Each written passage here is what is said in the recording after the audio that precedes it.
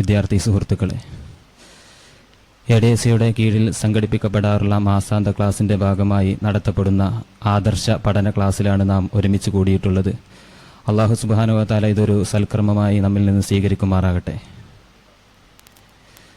നമ്മൾ മുത്തഅല്ലിമീങ്ങളായ വിദ്യാർത്ഥികളെ സംബന്ധിച്ചിടത്തോളം ആദർശപരമായ വിഷയങ്ങൾ തെളിവ് സഹിതം പഠിക്കുകയും അത് മറ്റുള്ളവരിലേക്ക് എത്തിച്ചു കൊടുക്കുകയും ചെയ്യൽ നമ്മുടെ കടമയാണ്. ബഹുമാനപ്പെട്ട സമസ്ത കേരള രൂപീകരിക്കാൻ തന്നെ കാരണം ബിദ്അകളുടെ കടന്നുകയറ്റം തടയലാണെന്ന് നമുക്കറിയുന്ന വസ്തുതയാണ്. ഈ ആദർശ വിഷയം അവതരിപ്പിക്കാൻ അതിനുവേണ്ടി പ്രഗത്ഭരായ ഉസ്താദിനെ തന്നെയാണ് നമുക്ക് ലഭിച്ചിട്ടുള്ളത്. ഈ യോഗത്തിൻ്റെ അധ്യക്ഷ പദവി അലങ്കരിക്കുന്ന ബഹുമാനപ്പെട്ട ഉസ്താദ് അവറുകളെ ഈ യോഗത്തിലേക്ക് ഹാർദവമായി സ്വാഗതം ചെയ്യുന്നു. വിഷയാവതരണം നടത്തുന്ന നമുക്കെല്ലാം സുപരിചിതരായ SYS സംസ്ഥാന വർക്കിംഗ് സെക്രട്ടറി ഉസ്താദ് ഹമീദ് ഫൈസി അമ്പലക്കാട് ഉസ്താദ് അവറുകളെയും ഈ പരിപാടിയിലേക്ക് ഹാർദവമായി സ്വാഗതം ചെയ്യുന്നു. അതുപോലെ തന്നെ മറ്റ് ഉസ്താദ്, ഉദ്ഘാടന കർമ്മം നിർവഹിക്കുന്ന ഷരീഫ് ഉസ്താദ്, ആശംസകൾ അർപ്പിക്കുന്ന ബഹുമാനപ്പെട്ട സമീർ ഉസ്താദ്, അതുപോലെ ഇവിടെ ഒരുമിച്ച് കൂടിയിട്ടുള്ള എല്ലാ വിദ്യാർത്ഥികളെയും ഈ പരിപാടിയിലേക്ക് സ്വാഗതം ചെയ്തുകൊണ്ട് ഉസ്താദ് അവറുകളെ അധ്യക്ഷ സ്ഥാനത്തേക്ക് ക്ഷണിച്ചുകൊണ്ട് ഞാൻ നിർത്തുന്നു. ആഖിറു ദഅ്വാന അനിൽ ഹംദുലില്ലാഹി റബ്ബിൽ ആലമീൻ. അസ്സലാമു അലൈക്കും വറഹ്മത്തുള്ളാഹി തആല വബറകാതുഹു.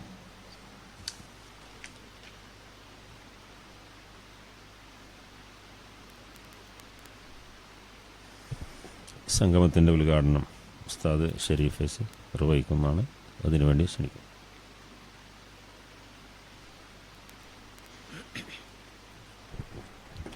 അസ്സലാമു അലൈക്കും വറഹ്മത്തുള്ളാഹി വബറകാതുഹു.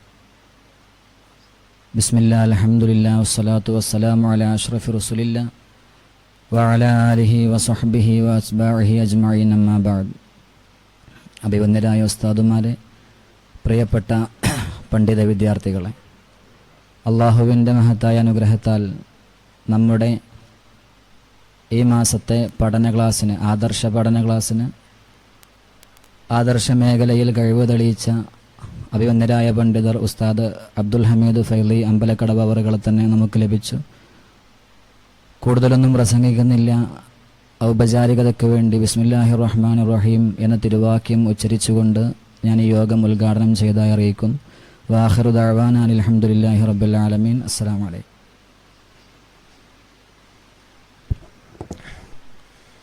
നമ്മുടെ ആദർശ പഠന ക്ലാസ്സിൻ്റെ മുമ്പായിട്ട് കഴിഞ്ഞ അർദ്ധവാർഷിക പരീക്ഷയിൽ ഓരോ ബാച്ചിൽ നിന്നും ഫസ്റ്റ് സെക്കൻഡ് നേടിയ ആളുകൾക്ക് എല്ലാ വർഷവും നൽകുന്നത് പോലെ ക്യാഷ് അവാർഡ് നൽകുകയാണ്. പേര് വിളിക്കുന്ന ആളുകൾ എത്രയും പെട്ടെന്ന് വന്നിട്ട് ഇത് വാങ്ങിക്കൊണ്ടുപോകണം. സമസ്തയുടെ സമുന്നതരായ നേതാക്കന്മാരിൽ പല ആളുകളും ഇവിടെ വന്നിട്ടുണ്ട്. ബഹുമാനപ്പെട്ട ഹമീദ് ഫൈലി അവറുകൾ തന്നെ ഇവിടെ വന്നിട്ടുണ്ട് മുമ്പ്.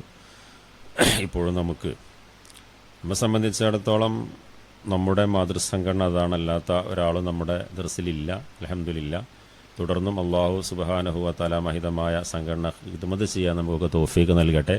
നമ്മളെ സംബന്ധിച്ച് അതുപോലെ നമ്മളൊക്കെ ഉസ്താദുമാരിൽപ്പെട്ട ആളുകൾ തന്നെയാണ്. സെക്രട്ടറി ആണെങ്കിലും സമസ്ത കേരള ജമിഅത്തുൽ ഉലമയുടെ പ്രസിഡൻ്റാണ് തങ്ങൾ ഉസ്താദിൻ്റെ ഉസ്താദാണ്. 2 വർഷം കടമ്പേരിന്ന്, 2 വർഷം പട്ടിക്കാട് നിന്ന് അലിക്കുട്ടി ഉസ്താദിൻ്റെ ഉസ്താദാണ്. ഞങ്ങളൊക്കെ ഉസ്താദുമാരാണ്. അപ്പോൾ MT ഉസ്താദാവട്ടെ മറ്റൊക്കെ നമ്മൾ ഉസ്താദുമാരനെയാണ് അതിലൊക്കെ കൈകാര്യം ചെയ്യുന്ന ആളുകൾ. നമ്മൾ ഉസ്താദുമാരുടെ വഴി അത് പിന്തുടരാതെ നമുക്കൊരിക്കലും തന്നെ ഇൽമിയായ രംഗത്തൊരു പുരോഗതി ഉണ്ടാവില്ല, ഉറപ്പ് തന്നെയാണ്. അപ്പോൾ നമുക്ക് അൽഹംദുലില്ലാ ആ വഴിയിലുള്ള ഒരു നല്ല കണ്ണിയെ തന്നെയാണ് ഈ ഒരു സമ്മാന വിതരണത്തിനും ലഭിച്ചിരിക്കുന്നത്. ആദർശം ഉറപ്പിക്കാനും ലഭിച്ചിരിക്കുന്ന അള്ളാഹു അദ്ദേഹത്തിനും നമുക്കും ഇതിനു വേണ്ടി ഖിദ്മ ചെയ്യാനുള്ള ആഫിയത്തോടുകൂടെയുള്ള ആയുസ് പ്രദാനം ചെയ്യട്ടെ. ആമീൻ റബ്ബൽ ആലമീൻ. മുഖ്തസർ ഫസ്റ്റ് ഇസ്മായിൽ, വേഗം വരിക, ഉസ്താദിൻ്റെ ഒന്ന് വാങ്ങാം. Second Sufyan,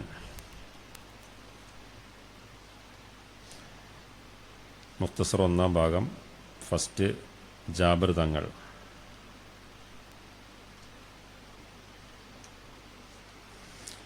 second Hisham,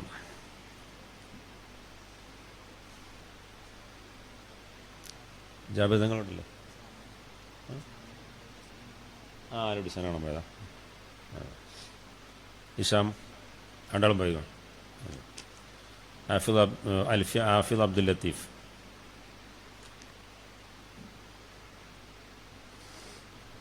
Tasneem Jawad second,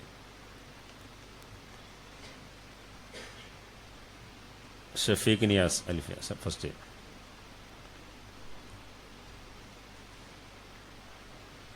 അലിഗാപ്പു ഉണ്ടോ? ഒന്നുമില്ലല്ലോ.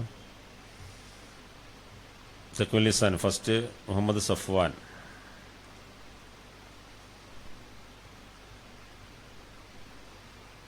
Second Mahin Alappuzha, Sanjan first, Misbahuddin second, Muhammad Raziq,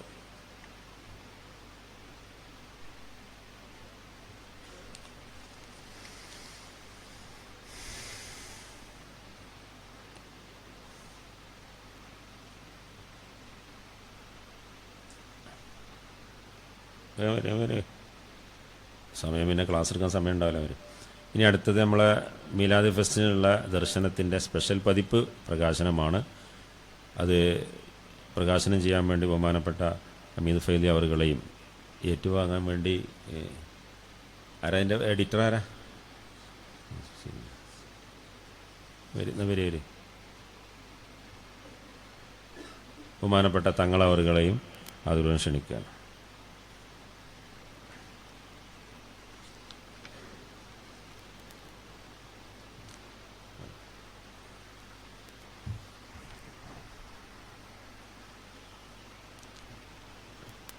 അല്ലാഹു അക്ബർ വലില്ലാഹിൽ ഹംദ്.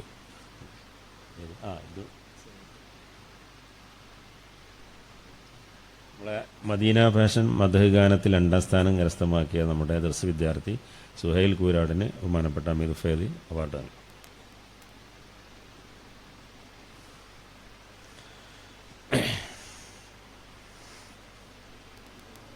അല്ലാഹു അക്ബർ. അല്ലാഹു സുബ്ഹാനഹു വ തആല എല്ലാവർക്കും തുടർന്നും ഒമ്പിച്ച വിജയങ്ങൾ കരസ്ഥമാക്കാനുള്ള തൗഫീഖ് പ്രദാനം ചെയ്യട്ടെ.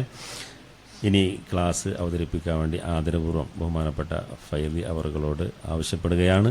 ക്ലാസ് കഴിഞ്ഞതിന് ശേഷം ഇടയ്ക്കാരും സംശയം ചോദിക്കാൻ പാടില്ല. വളരെ പ്രസക്തമായ ചോദ്യങ്ങൾക്ക് അവസാനം സംശയ നിവാരണത്തിന് അവസരം ലഭിക്കുന്നതാണ്.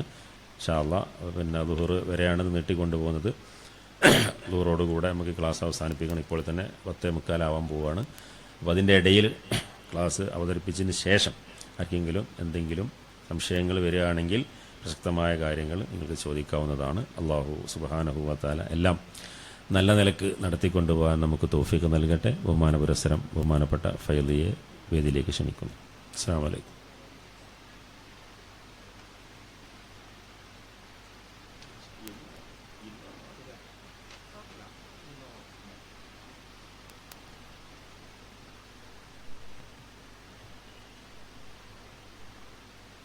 السلام عليكم. أعوذ بالله من الشيطان الرجيم. بسم الله الرحمن الرحيم. الحمد لله نحمده ونستعينه ونؤمن به ونتوكل عليه ونعوذ بالله من شرور أنفسنا ومن سيئات أعمالنا. من يهد الله فلا مضل له ومن يضلل فلا هادي له. ونشهد أن لا إله إلا الله وحده لا شريك له.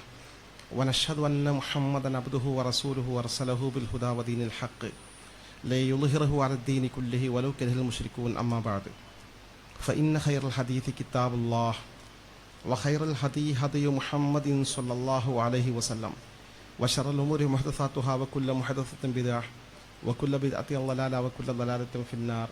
وما توفيقي إلا بالله عليه توكلت وإليه أنيب.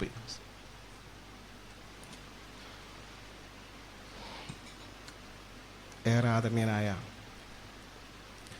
നിങ്ങളഭിവന്ദനായ ഉസ്താദ് അബ്ദുറഹ്മാൻ ഫൈസി അവരുകളെ, ആദരണീയരായ ഉസ്താദുമാർ ഷരീഫ് ഫൈസി, ഷമീർ ഫൈസി, ഈ അനുഗ്രഹീതമായ ദർസിൽ പഠിക്കാൻ സൗഭാഗ്യം കിട്ടിയ എൻ്റെ പ്രിയപ്പെട്ട സ്നേഹനിധികളായ മുത്തഅല്ലിങ്ങളായ പൊന്നനുജന്മാരെ, സുഹൃത്തുക്കളെ,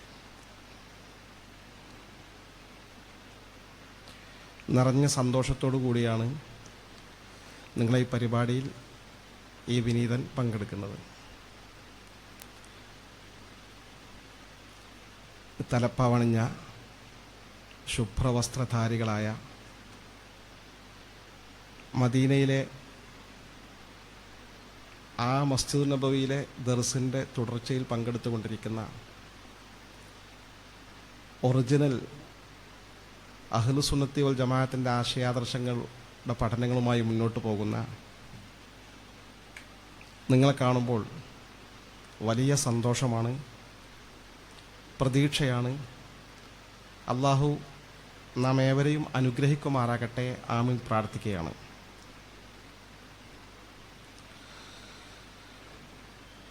നമുക്ക് നമ്മുടെ വിഷയവുമായി ബന്ധപ്പെട്ട് കുറച്ച് കാര്യങ്ങൾ പറയാം. അതിനുശേഷം അതൊരു 12 മണിക്ക് നമുക്ക് പറച്ചിൽ നിർത്താം അല്ലേ? ഒരമണിക്കൂർ ബാങ്ക് കൊടുക്കുന്നവരെ സംശയം നിവാരണം മതിയാവൂലേ? ഇനി വ്യത്യസ്ത അഭിപ്രായം പറയാം. നേരത്തെ നിർത്തിയിട്ട് സംശയം കൂടുതൽ ടൈം ആക്കണമെങ്കിൽ അങ്ങനെ ആക്കുകയും ചെയ്യാം. എങ്ങനെയായിരിക്കും നല്ലത്? ചർച്ച കൂടുതൽ സമയമാണോ? എന്നാൽ അങ്ങനെ ആവട്ടെ, ഒരു 11:45 നമുക്ക് നിർത്താം അല്ലേ? നമ്മളെ പ്രധാനപ്പെട്ട ആൾക്കാരെ അഭിപ്രായം പറയണം. ലീഡേഴ്സ് എത്ര വരെ നമുക്ക് ക്ലാസ് ആകാം?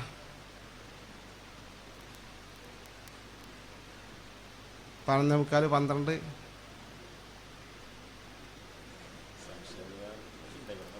എന്നാൽ പിന്നെ 11:45, 11:30 വേണമെങ്കിൽ നിർത്താം അല്ലേ? 11:45 നിർത്താം ഇൻഷാ അല്ലാഹ്. നമ്മുടെ ദർസിൻ്റെ സ്വഭാവമാണ് ഉസ്താദുമാരെ സാന്നിധ്യത്തിൽ നമ്മളങ്ങനെ ഉറക്ക അഭിപ്രായമൊന്നും പറയില്ല. ഉസ്താദുമാർക്ക് വലിയ ആദരവ് കൊടുക്കുന്ന ഒരു സിസ്റ്റം, അതാണ് നമ്മുടെ വിജയത്തിൻ്റെ രഹസ്യവും. അൽഹംദുലില്ലാഹ്, അല്ലാഹു ബറക്കത്ത് ചെയ്യുമാറാകട്ടെ ഇൻഷാ അല്ലാഹ്.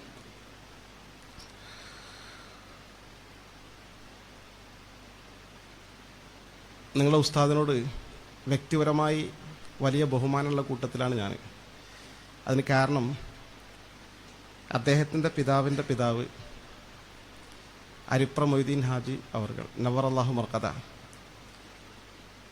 അവരുടെ ഉസ്താദ് ലോകപ്രശസ്തനായ സുന്നത്ത് ജമാഅത്തിൻ്റെ പണ്ഡിതൻ ഇമാം യൂസുഫ് നബ്ഹാനി റഹ്മത്തുള്ളാഹി അലൈഹി അവർകളാണ് എന്ന് മാത്രമല്ല, അദ്ദേഹത്തിൻ്റെ അടുക്കലാണ്, അരിപ്ര മൊയ്തീൻ ഹാജിൻ്റെ അടുക്കലാണ് എൻ്റെ അമ്മോഷൻ ഉസ്താദ് KT മാനു മുസ്ലിയാർ കാര്യമായി പഠിച്ചിട്ടുള്ളത്. അപ്പോൾ അദ്ദേഹത്തിൻ്റെ ഒരുപാട് ചരിത്രങ്ങൾ, അനുഭവങ്ങൾ ഇങ്ങനെ പങ്കുവെക്കും. അങ്ങനെ മനസ്സിൽ ഏറെ ബഹുമാനമുള്ള ഒരു വലിയ പണ്ഡിതൻ്റെ ആ പൗത്ര എന്ന നിലയിൽ ആ മേഖലയിൽ തന്നെ വളരെ അന്തസ്സായി മുന്നോട്ട് പോകുമ്പോൾ നമുക്ക് വലിയ സന്തോഷമാണ്. അൽഹംദുലില്ലാഹ്, നമുക്കൊക്കെ അവരുടെയൊക്കെ ആ നേറുമാർഗത്തിൽ പ്രവർത്തിക്കാനും ബിദഈ പ്രസ്ഥാനങ്ങൾ എല്ലാ അർത്ഥത്തിലും ആധിപത്യം സ്ഥാപിക്കാൻ ശ്രമിക്കുമ്പോഴും നമ്മുടെ പൂർവിക പാരമ്പര്യമനുസരിച്ച് വലിയ പരിക്കേൽക്കാതെ കേരളീയ മുസ്ലിം സമൂഹത്തെ സുന്നത്ത് ജമാഅത്തിൻ്റെ വീതിയിൽ തന്നെ മുന്നോട്ട് നയിക്കാനും ദയാനിധിയായ അള്ളാഹു നമുക്ക് തൗഫീഖ് നൽകി അനുഗ്രഹിക്കുമാറാകട്ടെ. ഞാനങ്ങനെ പ്രാർത്ഥിക്കാൻ കാരണം, ലോകതലത്തിൽ പരിശോധിച്ചാൽ ഈ സലഫി പ്രസ്ഥാനത്തിൻ്റെ ആധിപത്യം ഇന്ന് ലോകത്തെ മിക്ക അറബ് രാജ്യങ്ങളിലും അനറബ് രാജ്യങ്ങളിലും വർദ്ധിച്ചുകൊണ്ടിരിക്കുകയാണ്. ലോകത്ത് മൊത്തം ഈ മാറ്റം പ്രകടമാകുമ്പോഴും കേരളത്തിൽ കാര്യമായൊരു മാറ്റം സുന്നത്ത് ജമാഅത്തിൻ്റെ മേഖലയിൽ സൃഷ്ടിക്കാൻ അവർക്ക് ആർക്കും സാധിച്ചിട്ടില്ല. അതിൻ്റെ പ്രധാന കാരണം നമ്മുടെ ആദരണീയരായ ഗുരുവരന്മാർ സ്ഥാപിച്ച് നിലനിർത്തി പോരുന്ന സമസ്ത കേരള ജംഇയ്യത്തുലമയുടെ കടുത്ത പ്രതിരോധമാണ്. ആ പ്രതിരോധത്തിൻ്റെ വളർന്നു വരുന്ന നായകരാകേണ്ട, കർമ്മരംഗത്ത് നിരതരാകേണ്ട പ്രവർത്തകരാണ് നിങ്ങൾ. അൽഹംദുലില്ലാഹ്, നമുക്കതുകൊണ്ട് തന്നെ ഇത്തരം വിഷയങ്ങൾ സൂക്ഷ്മമായ പഠനത്തിന് വിധേയമാക്കുകയും ആവശ്യമാകുന്ന ഘട്ടത്തിൽ നമുക്ക് യാഥാർത്ഥ്യം ആളുകൾക്ക് ബോധ്യപ്പെടുത്തി കൊടുക്കാനും സാധിക്കുന്ന വിധം കാര്യങ്ങൾ കൈകാര്യം ചെയ്യാനും പഠിക്കലും അത്യാവശ്യമാണ്. അതിൻ്റെ ഭാഗമായി ഇത്തരം ക്ലാസ്സുകൾ ഇടയ്ക്ക് നന്നാകും. ക്ലാസ് എന്നതിലുപരി ഈ വിഷയങ്ങൾ സസൂക്ഷ്മമായി നിങ്ങൾ പഠിക്കുന്ന സമയത്ത് തന്നെ വിലയിരുത്തുന്ന നന്നായിരിക്കും. ഏറ്റവും നല്ലത് നിങ്ങൾ ഈ പഠിക്കുന്ന ഈ കാലഘട്ടത്തിൽ ഒരു നല്ല ഒരു ഡയറി, ഒരു നോട്ട് ബുക്ക് വെക്കുക. ഡയറി കുറിപ്പല്ല ഉദ്ദേശിക്കുന്നത്. നമ്മുടെ ഒരു വിഷയത്തിന് അനുകൂലമായൊരു തെളിവ് നമ്മളൊരു ഹദീസിൽ കണ്ടാൽ, ഖുർആനിൽ കണ്ടാൽ, തഫ്സീറിൽ കണ്ടാൽ, താരീഖിൽ കണ്ടാൽ അത് അവിടെ നോട്ട് ചെയ്തിട്ട് ആ വിഷയവുമായി ബന്ധപ്പെട്ടത്. അടുത്ത വിഷയം കുറച്ച് അപ്പുറത്ത് പേജ് മാറ്റി എഴുതി വെക്കുക, അടുത്ത വിഷയം തൊട്ടപ്പുറത്ത് പേജ് മാറ്റി എഴുതി വെക്കുക. ആ വിഷയത്തിലേക്ക് കിട്ടുന്ന നോട്ടുകളൊക്കെ അപ്പം ഇങ്ങനെ എഴുതി വെക്കുക. അത് പിൽക്കാലത്ത് നമുക്ക് ഒരുപാട് പ്രയോജനം ചെയ്യും. ഞാൻ ആമുഖം നീട്ടിക്കൊണ്ടു പോകുന്നില്ല, നമുക്ക് വിഷയത്തിലേക്ക് പ്രവേശിക്കാം. തൗഹീദും ഷിർക്കും എന്നാണ് നമ്മൾ വിഷയത്തിന് തലവാചകം നൽകിയിരിക്കുന്നത്. ഇവിടെ തൗഹീദും ഷിർക്കും നമ്മൾ ചർച്ചയ്ക്കെടുക്കാൻ കാരണം ഹിന്ദുമതത്തിൻ്റെ ഷിർക്കോ ക്രൈസ്തവ സമൂഹത്തിൻ്റെ ഷിർക്കോ അല്ലെങ്കിൽ മറ്റ് ഇതര വിഭാഗങ്ങളുടെ ഷിർക്കോ ചർച്ച ചെയ്യാനല്ല, മറിച്ച് അഹ്ലു സുന്നത്തി വൽ ജമാഅത്തിൻ്റെ പേരിൽ നമ്മുടെ പ്രതിയോഗികൾ ആരോപിക്കുന്ന ഏറ്റവും ഗുരുതരമായ ആരോപണം നമ്മൾ ഷിർക്കുകാരാണ്, നമ്മൾ മുശ്രിക്കുകളാണ് എന്നതാണ്. എത്രത്തോളം വെച്ചാൽ ഈ വിഷയത്തിൽ അവർക്ക് എത്രമാത്രം കടുത്ത നിലപാടുണ്ടെന്ന് പരിശോധിച്ചാൽ, സമസ്ത കേരള ജംഇയ്യത്തുലമയുടെ മുന്നണി പോരാളികൾ ഒരാളും സുന്നി യുവജന സംഘത്തിൻ്റെ മുൻ സംസ്ഥാന അധ്യക്ഷനുമായിരുന്ന മർഹൂം EK ഹസൻ മുസ്ലിയാർ നവ്വർ അല്ലാഹു മർക്കദ മഹാനവറുകൾ കോഴിക്കോട് മെഡിക്കൽ കോളേജിൽ രോഗശയ്യയിൽ സക്കറാത്തിൻ്റെ അവസ്ഥയിൽ കിടക്കുന്ന ഘട്ടത്തിൽ അന്നത്തെ മുജാഹിദ് പ്രസ്ഥാനത്തിൻ്റെ പണ്ഡിത സഭയുടെ അധ്യക്ഷനായിരുന്ന K ഉമർ മൗലവി അസംസ്കാരം കത്തെഴുതി. കാരണം അന്ന് കത്തെഴുതാനേ പറ്റൂ, മെയിൽ അയക്കാനോ അല്ലെങ്കിൽ വാട്സപ്പിൽ മെസ്സേജ് അയക്കാനോ അല്ലെങ്കിൽ ടെലിഫോൺ ചെയ്ത് പറയാനൊന്നും സംവിധാനങ്ങളില്ലാത്ത കാലഘട്ടം. ആ കത്ത് കിട്ടി വായിച്ചു നോക്കുമ്പോൾ കത്തിലുള്ളത് ഇപ്രകാരമാണ്: അസ്ലിം, EK ഹസൻ മുസ്ലിയാർ അസ്ലിം തസ്ലം വൈല്ല ഫൈന്ന അലൈക ഇസ്മക്ക വ ഇസ്മാത്ത് ബാഴിക്. ഹസൻ മുസ്ലിയാരെ നിങ്ങൾ മുസ്ലിം ആവുക, എന്നുവെച്ചാൽ നിങ്ങളിപ്പോൾ കാഫറാണ്, എന്നാൽ തസ്ലം നിങ്ങൾക്ക് രക്ഷപ്പെടാം. ഇപ്പം അവസാന ഘട്ടമാണ്, വേണമെങ്കിൽ ഇപ്പം മുസ്ലിം ആകാം. വൈല്ല അങ്ങനല്ല, ഇങ്ങനെ മരിച്ചു പോകുകയാണെങ്കിൽ ഫൈന്ന അലൈക്ക ഇസ്മക്ക വൈസ്മാത്ത് ബാഴിക്ക, നിങ്ങൾ കാഫറായി മുശ്രിക്കായി മരിച്ചു പോയ കുറ്റം കിട്ടുമെന്ന് മാത്രമല്ല, നിങ്ങൾ അനുയായികൾ കാഫറായി മരിച്ചു പോകുന്ന കുറ്റവും നിങ്ങൾ കിട്ടുമെന്ന് പറഞ്ഞ് കത്തയച്ച ആളുകളാണ് അവർ. അത് അന്ന് തൊട്ട് ഇന്ന് വരെ തുടർന്നുകൊണ്ടിരിക്കുകയാണ്. ആദരണീയരായ പാണക്കാട് സയ്യിദ് മുഹമ്മദ് ശിഹാബ് തങ്ങൾ ഉൾപ്പെടെയുള്ള, പാണക്കാട് പൂക്കോയ തങ്ങൾ ഉൾപ്പെടെയുള്ള തങ്ങന്മാരെ കുറിച്ചൊക്കെ അവരങ്ങനെ തന്നെ എഴുതിയിട്ടുണ്ട്. കാരണം അവിടെ മന്ത്രവും ഉറുക്കും നൂലും ഒക്കെ ഉള്ളതുകൊണ്ട് ഇതൊക്കെ ഷിർക്കാണെന്നവരെ വാദം. അപ്പോൾ ഏറ്റവും വലിയ ഷിർക്കിൻ്റെ പ്രചാരകരാണെന്ന് മാത്രമല്ല, ഈ ഷിർക്കിൻ്റെ പ്രവർത്തനങ്ങൾ നടത്തുന്ന വിഷയത്തിൽ ഈ ഗിന്നസ് ബുക്കിൽ പാണക്കാടിൻ്റെ പേര് വരാൻ സാധ്യതയുണ്ടെന്ന് വരെ ഇവർ എഴുതിയിട്ടുണ്ട്. കാരണം ലോകത്തെ ഏറ്റവും കൂടുതൽ ലിറ്റർ വെള്ളത്തിനും ബറക്കത്ത് നൽകുന്ന ആൾ, ലോകത്തെ ഏറ്റവും കൂടുതൽ കിലോമീറ്റർ നൂലിന് മന്ത്രിച്ച ആൾ, ഈ നിലക്കൊക്കെ പാണക്കാട്ടുകാർക്ക് എന്ത് ചെയ്യാൻ പറ്റും? ഗിന്നസ് ബുക്കിൽ വരാൻ സാധ്യത എന്ന് പറഞ്ഞ് അപഹസിക്കുകയും പരിഹസിക്കുകയും ചെയ്ത ആളുകളാണ്. എന്തിനാ പറഞ്ഞത്? ഏറ്റവും അവസാനം സമസ്ത കേരള ജംഇയ്യത്തുൽ അധ്യക്ഷനായിരുന്ന AP മുഹമ്മദ് മുസ്ലിയാർ കുമരംപുത്തൂർ, അള്ളാഹു അവർക്കൊക്കെ മഗ്ഫിറത്തും മർഹമത്തും നൽകി അനുഗ്രഹിക്കുമാറാകട്ടെ. അദ്ദേഹം വഫാത്തായ ശേഷം അദ്ദേഹത്തിൻ്റെ മക്കളൊക്കെ പണ്ഡിതന്മാരാ. മൊത്തം മക്കൾക്ക്, മരുമക്കൾക്ക് എല്ലാവർക്കും കത്ത്. ആ കത്തിൻ്റെ ഹെഡിങ് മലയാള മനോരമയിൽ ഹൈദരലി ശിഹാബ് തങ്ങൾ AP ഉസ്താദിനോട് മയ്യിത്ത് നിസ്കരിക്കുന്ന ചിത്രമാണ്, അടിക്കുറിപ്പും. അതങ്ങനെ തന്നെ ഫോട്ടോകോപ്പി വെച്ചിട്ട് അതിൻ്റെ ഹെഡിങ്ങിൽ എഴുതി വെച്ചിട്ടുള്ളത് മരിച്ച ആളും കാഫർ, നിസ്കരിക്കുന്ന ആളും കാഫർ.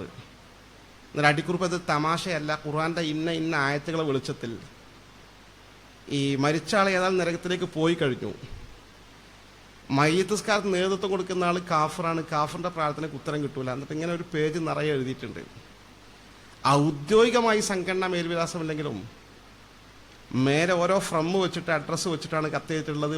ഓരോ ആളുകളെ പേരും സ്ഥലവും വെച്ചിട്ട്, വേറെ ആളുകളെ പേരും സ്ഥലം വെച്ചിട്ടാണ് ഓരോ മക്കൾക്കും വേറെ കവർ അയച്ചിട്ടുള്ളത്. എന്തായാലും ഈ പ്രസ്ഥാനത്തിൻ്റെ തീവ്രവാദികളാണ് എന്ന കാര്യത്തിലും സംശയമല്ല. അപ്പോൾ അവരൊരു കാഴ്ചപ്പാട് ജമാഅത്തെ ഇസ്ലാമി തത്തുല്യമായ കാഴ്ചപ്പാടാണ്. നമ്മൾ ഷിർക്കുകാരാണ്, മുശ്രിക്കുകളാണ് എന്നാണ്. ഇതാണ് ഏറ്റവും വലിയ ഗുരുതരമായ ആരോപണം നമ്മുടെ പേരിൽ, സുന്നത്ത് ജമാഅത്തിൻ്റെ പേരിൽ ഉന്നയിക്കപ്പെടുന്നത്. അതിന് കാരണമായി പറയുന്നത് പ്രധാനമായും ഒന്ന്, നമ്മൾ തവസ്സുൽ ചെയ്യുന്നവരാ, നമ്മൾ ഇസ്തിഗാസ ചെയ്യുന്നവരാ, നമ്മൾ ബറക്കത്ത് എടുക്കുന്നവരാ, നമ്മൾ നൂല്, മന്ത്രം, ഉറുക്ക്, പിഞ്ഞാണത്തിൽ എഴുതി കൊടുക്കൽ ഇങ്ങനെയുള്ള ആത്മീയ ചികിത്സകൾ നടത്തുന്നവരാണ്. പിന്നെ അതിൻ്റെ അനുബന്ധമായ കുത്തുബിയത്ത്, മറ്റ് ഇങ്ങനത്തെ കുറേ കാര്യങ്ങളുണ്ട്. ഇതൊക്കെ ചെയ്യുന്നത് കൊണ്ട് ഇതിലൊക്കെ മറഞ്ഞ വഴിക്ക് അള്ളാഹു അല്ലാത്തവരിൽ നിന്ന് സഹായം പ്രതീക്ഷിക്കുന്ന ഒരു സ്വഭാവം നമ്മുടെ പക്കലുണ്ട്. അതുകൊണ്ടാണ് നമ്മൾ ശിർക്കുകാരായത് എന്നാണ് പ്രചരിപ്പിച്ചുകൊണ്ടിരിക്കുന്നത്. സത്യത്തിൽ എന്താണ് തൗഹീദ്, എന്താണ് ഷിർക്ക് എന്ന് വസ്തുനിഷ്ഠമായി പഠിച്ചാൽ ഇന്ന് വരെ മുജാഹിദ് പ്രസ്ഥാനത്തിന് മറുപടി പറയാൻ സാധിക്കാത്തതുപോലെ നമുക്ക് ആരുടെ മുമ്പിലും അറുത്ത് മുറിച്ച് പറഞ്ഞ് ധൈര്യമായി പറയാൻ സാധിക്കും നമ്മൾ ഏതർത്ഥത്തിലാണ് ഷിർക്കുകാരാകുന്നത് എന്ന്. അതുകൊണ്ട് നമുക്ക് തൗഹീദ് എന്താണെന്ന് ആദ്യം പഠിക്കാം, ഷിർക്ക് എന്താണെന്ന് പഠിക്കാം, നമുക്ക് വസ്തുതകളിലേക്ക് കടക്കാം. ഇപ്പോൾ തൗഹീദ് എന്ന് പറഞ്ഞാൽ കലിമത്ത് തൗഹീദിന് കലിമത്ത് തൗഹീദ് എന്ന തൗഹീദിൻ്റെ വചനം എന്ന പേരിൽ അറിയപ്പെട്ട വാചകം ഏതാണ്? കലിമത്ത് തൗഹീദ് ലാ ഇലാഹ ഇല്ലല്ലാഹ്. ലാ ഇലാഹ ഇല്ലല്ലാഹ് എന്ന വിശുദ്ധ വാക്യമാണ് തൗഹീദിൻ്റെ കലിമത്ത്. തൗഹീദിൻ്റെ ആശയം അതിൽ നിലീനമാണ്. ഈ കലിമത്താണ് ലോകത്തെ അഖില പ്രവാചകന്മാരും പഠിപ്പിച്ചത്. ഇപ്പോൾ സൂറത്തുൽ അംബിയായിൽ പറയുന്നുണ്ട്, വമാ അർസൽനാ മിൻ ഖബ്ലിക മിർ റസൂലിൻ ഇല്ലാ നൂഹി ഇലൈഹി അന്നഹു ലാ ഇലാഹ ഇല്ലാ അന ഫഅബ്ദു. നബിയെ, നിങ്ങൾക്ക് മുമ്പ് ഒരു ദൂതനെയും ഒരു റസൂലിനെയും നമ്മൾ നിയോഗിച്ചിട്ടില്ല. ഇല്ലാ നൂഹി ഇലൈഹി, അവർക്കൊക്കെ കൊടുത്ത വഹയിൻ്റെ സന്ദേശം എന്താണ്? ലാ ഇലാഹ ഇല്ലാ അന. ലാ ഇലാഹ ഇല്ലല്ലാഹ് പറഞ്ഞ നേരെ അർത്ഥമാണ് ലാ ഇലാഹ ഇല്ലാ, ഞാനല്ലാതെ ഇലാഹില്ല. ലാ ഇലാഹ ഇല്ലല്ലാഹ്, അല്ലല്ലാതെ ഇലാഹില്ല. ലാ ഇലാഹ ഇല്ലാഹു, അവനല്ലാതെ ഇലാഹില്ല. ഇതാ തൗഹീദ്. ഫഅബ്ദു, ഇബാദത്ത് എനിക്ക് മാത്രം. ഇതാണ് അഖില ലോക പ്രവാചകന്മാരും പഠിപ്പിച്ച അടിസ്ഥാന ആദർശം തൗഹീദിൻ്റെ വചനം ലാ ഇലാഹ ഇല്ലല്ലാഹ് എന്നതാണ്. ഓരോ നബിമാരുടെയും ഈ സമൂഹത്തിന് നൽകിയ പ്രബോധനം ഖുർആൻ ചൂണ്ടിക്കാണിച്ചില്ല. അനിഅബ്ദുല്ലാഹ്, ഇബാദത്ത് അള്ളാഹ്ക്ക് മാത്രം. മാലക്കും മിൻ ഇലാഹിൻ ഗൈറുഹു, നിങ്ങൾക്ക് വേറെ ഇലാഹില്ല. ഇങ്ങനെ പറഞ്ഞു പോന്നിട്ടുണ്ട്. അപ്പം ശരിക്ക് അള്ളാഹുന് മാത്രം ഇബാദത്ത് അർപ്പിക്കലാണ് തൗഹീദ്. ഇബാദത്തിന് അർഹനായി അള്ളാഹുന് മാത്രം അംഗീകരിക്കലും വിശ്വസിക്കലുമാണ് തൗഹീദ്. ഇതിപ്പോൾ ലാ ഇലാഹ ഇല്ലല്ലാഹ് ലഫ്ലിൻ്റെ അർത്ഥം തന്നെ അങ്ങനെ. ലാ ഇലാഹ, ഇലാഹില്ല. ഇലാഹ് എന്ന് പറഞ്ഞ അർത്ഥം മഅബൂദ് എന്നാണ് അർത്ഥം. അപ്പം നമ്മൾ എല്ലാ തഫ്സീറുകളിലും കിതാബുകളൊക്കെ കാണുന്ന അർത്ഥം ഇലാഹ് എന്ന പദത്തിൻ്റെ അർത്ഥം മഅബൂദ് എന്നാണ്, ഇബാദത്ത് അർപ്പിക്കപ്പെടുന്ന ആൾ. ലാ ഇലാഹ ഇല്ലല്ലാഹ്, അല്ലല്ലാതെ ഇബാദത്ത് അർപ്പിക്കപ്പെടുന്ന ഒരാളുമില്ല. അല്ലല്ലാതെ ഇബാദത്ത് അർപ്പിക്കപ്പെടുന്ന ഒരാളില്ല എന്നാണ് ശരിയാവില്ല. അല്ലല്ലാതെ ഇബാദത്ത് അർപ്പിക്കപ്പെടുന്ന ആൾക്കാർ ഇവിടെ അല്ലേ? അള്ളാഹു അല്ലാതെ ഇബാദത്ത് അർപ്പിക്കപ്പെടുന്ന ഒരാളാണ് ആര്? ഗുരുവായൂരപ്പൻ. ഗുരുവായൂരപ്പൻ ഇബാദത്ത് അർപ്പിക്കണില്ലേ? ഉണ്ട്. അല്ലല്ലാതെ ഇബാദത്ത് അർപ്പിക്കപ്പെടുന്ന ആളാണ് യേശു ക്രിസ്തു. യേശു ക്രിസ്തുവിന് ഇബാദത്ത് ചെയ്യുന്നില്ലേ? അപ്പോൾ ലാ ഇലാഹ ഇല്ലല്ലാഹ് അല്ലല്ലാതെ ഇബാദത്ത് അർപ്പിക്കപ്പെടുന്നവനില്ല എന്ന് പറയുമ്പോൾ അവിടെ ഒരു വ്യാഖ്യാനം നമ്മുടെ പണ്ഡിതന്മാരൊക്കെ കൊടുക്കുന്നത് ലാ മഅബൂദ ബിഹഖിൻ ഇല്ലല്ലാഹ്, യഥാർത്ഥത്തിൽ ഇബാദത്ത് അർപ്പിക്കപ്പെടേണ്ടവൻ ആരല്ലാതില്ല? അള്ളാഹു അല്ലാതെ മറ്റാരുമില്ല. അപ്പോൾ ലാ ഇലാഹ ഇല്ലല്ലാഹിന്റെ കറക്റ്റ് അർത്ഥം അങ്ങനെ ലാ ഇലാഹ ഇല്ലല്ലാഹ്, അള്ളാഹു അല്ലാതെ ഇബാദത്ത് അർപ്പിക്കപ്പെടേണ്ടവൻ ഇല്ല. അല്ലെങ്കിൽ ലാ മഅബൂദ ബിഹഖിൻ ഇല്ലല്ലാഹ്, അള്ളാഹു അല്ലാതെ യഥാർത്ഥത്തിൽ ഇബാദത്ത് അർപ്പിക്കപ്പെടുന്ന ഒരാളുമില്ല. അപ്പോൾ എന്തായാലും ഇലാഹ് അതിൻ്റെ അർത്ഥം മഅബൂദ്, ഇബാദത്ത് അർപ്പിക്കപ്പെടുന്നവനാ. അപ്പോൾ അള്ളാഹു അല്ലാതെ ഇബാദത്ത് അർപ്പിക്കപ്പെടുന്നവനില്ല, ഇബാദത്ത് അർപ്പിക്കപ്പെടാൻ അർഹനായി മറ്റാരുമില്ല എന്നതാണ് തൗഹീദിൻ്റെ വചനം. അത് അംഗീകരിക്കലാണ് തൗഹീദ്. അതന്നെ നമ്മുടെ ബാജൂരി ഇങ്ങനെ അഖീദൻ്റെ കിതാബുകളൊക്കെ പറഞ്ഞിട്ടുള്ളത്. തൗഹീദ് എന്ന് പറഞ്ഞാൽ ഇഫ്രാദുൽ മഅബൂദ് ബിൽ ഇബാദ, മഅബൂദിന് ഇബാദത്ത് ആ ഒരു മഅബൂദിന് മാത്രം നൽകുക. ഇഫ്രാദുൽ മഅബൂദ് ബിൽ ഇബാദ മഅ്തിഖാദി വഹദത്തിഹി, അവനെ വാഹിദാണെന്ന് വിശ്വസിച്ചുകൊണ്ട്, ഏകനാണെന്ന് വിശ്വസിച്ചുകൊണ്ട്, അത് ദാത്തൻ വസിഫാത്തിൻ വഫഅല, അള്ളാഹുവിൻ്റെ ദാത്ത് ആ സത്തയിൽ അള്ളാഹു ഒന്ന, വസിഫാത്തിൻ വസ്ഫുകളിൽ വിശേഷണങ്ങളിൽ അള്ളാഹു ഒന്ന. അള്ളാഹുവിനെ പോലുള്ള ഒരു വിശേഷണം അള്ളാഹു കാണും എന്നതുപോലെ കാണുന്ന വേറൊരാളില്ല. അള്ളാഹു കേൾക്കുന്നത് പോലെ കേൾക്കുന്ന വേറൊരാളില്ല. അള്ളാഹുവിൻ്റെ കഴിവ് പോലെ ഒരു കഴിവ് വേറൊരാൾക്കില്ല. അതാ സിഫാത്തിൻ വസ്ഫുകളിലും വഅഫ്ആല പ്രവൃത്തികളിലും ഒക്കെ വാഹിദാണ്, ഏകനാണ് അള്ളാഹു ഈ മഅബൂദ് എന്ന് വിശ്വസിച്ചുകൊണ്ട് ഇബാദത്തിൻ്റെ കാര്യത്തിൽ അവനെ ഒന്നായി അംഗീകരിക്കുക. ഇബാദത്ത് അവനെ മാത്രം അർപ്പിക്കലാണ്, ഒരാൾക്ക് മാത്രം അർപ്പിക്കലാണ് തൗഹീദ്. ഇത് അംഗീകരിക്കുന്നവരാണ് സുന്നത്ത് ജമാഅത്തിൻ്റെ ആളുകൾ. ഇഫ്രാദുൽ മഅബൂദ് ബിൽ ഇബാദ മഅഇതിഖാദി വഹദത്തിഹി ദാത്തൻ വസിഫാത്തിൻ വഅഫ്ആല. ദാത്തിലും സിഫാത്തിലും അഫ്ആലിലും മഅബൂദ് ഏകനാണ് എന്ന് അംഗീകരിക്കുന്നവരാണ് സുന്നത്ത് ജമാഅത്തിൻ്റെ ആളുകൾ. ഇതിൽ നമുക്ക് എവിടെയെങ്കിലും നമുക്ക് വീഴ്ച ഉണ്ടോ എന്ന് പരിശോധിച്ച് നോക്കാവുന്നതാണ്. നമ്മൾ ദാത്തിൽ അള്ളാഹു ഏകനാണെന്ന് വിശ്വസിക്കുന്നില്ലേ? സിഫാത്തിൽ ഏകനാണെന്ന് വിശ്വസിക്കുന്നില്ലേ? അഫ്ആലിൽ ഏകനാണെന്ന് വിശ്വസിക്കുന്നില്ലേ? ഒക്കെ വിശ്വസിക്കുന്നുണ്ട്. അങ്ങനെ വിശ്വസിച്ചാലേ ഒരാൾ എന്താവുള്ളൂ? മുവഹിദാവുള്ളൂ, തൗഹീദിൻ്റെ ആളാകുള്ളൂ. അതിന് ഓപ്പോസിറ്റ് വിശ്വസിക്കുന്ന ആളുകളാണ് ഷിർക്കുകാർ.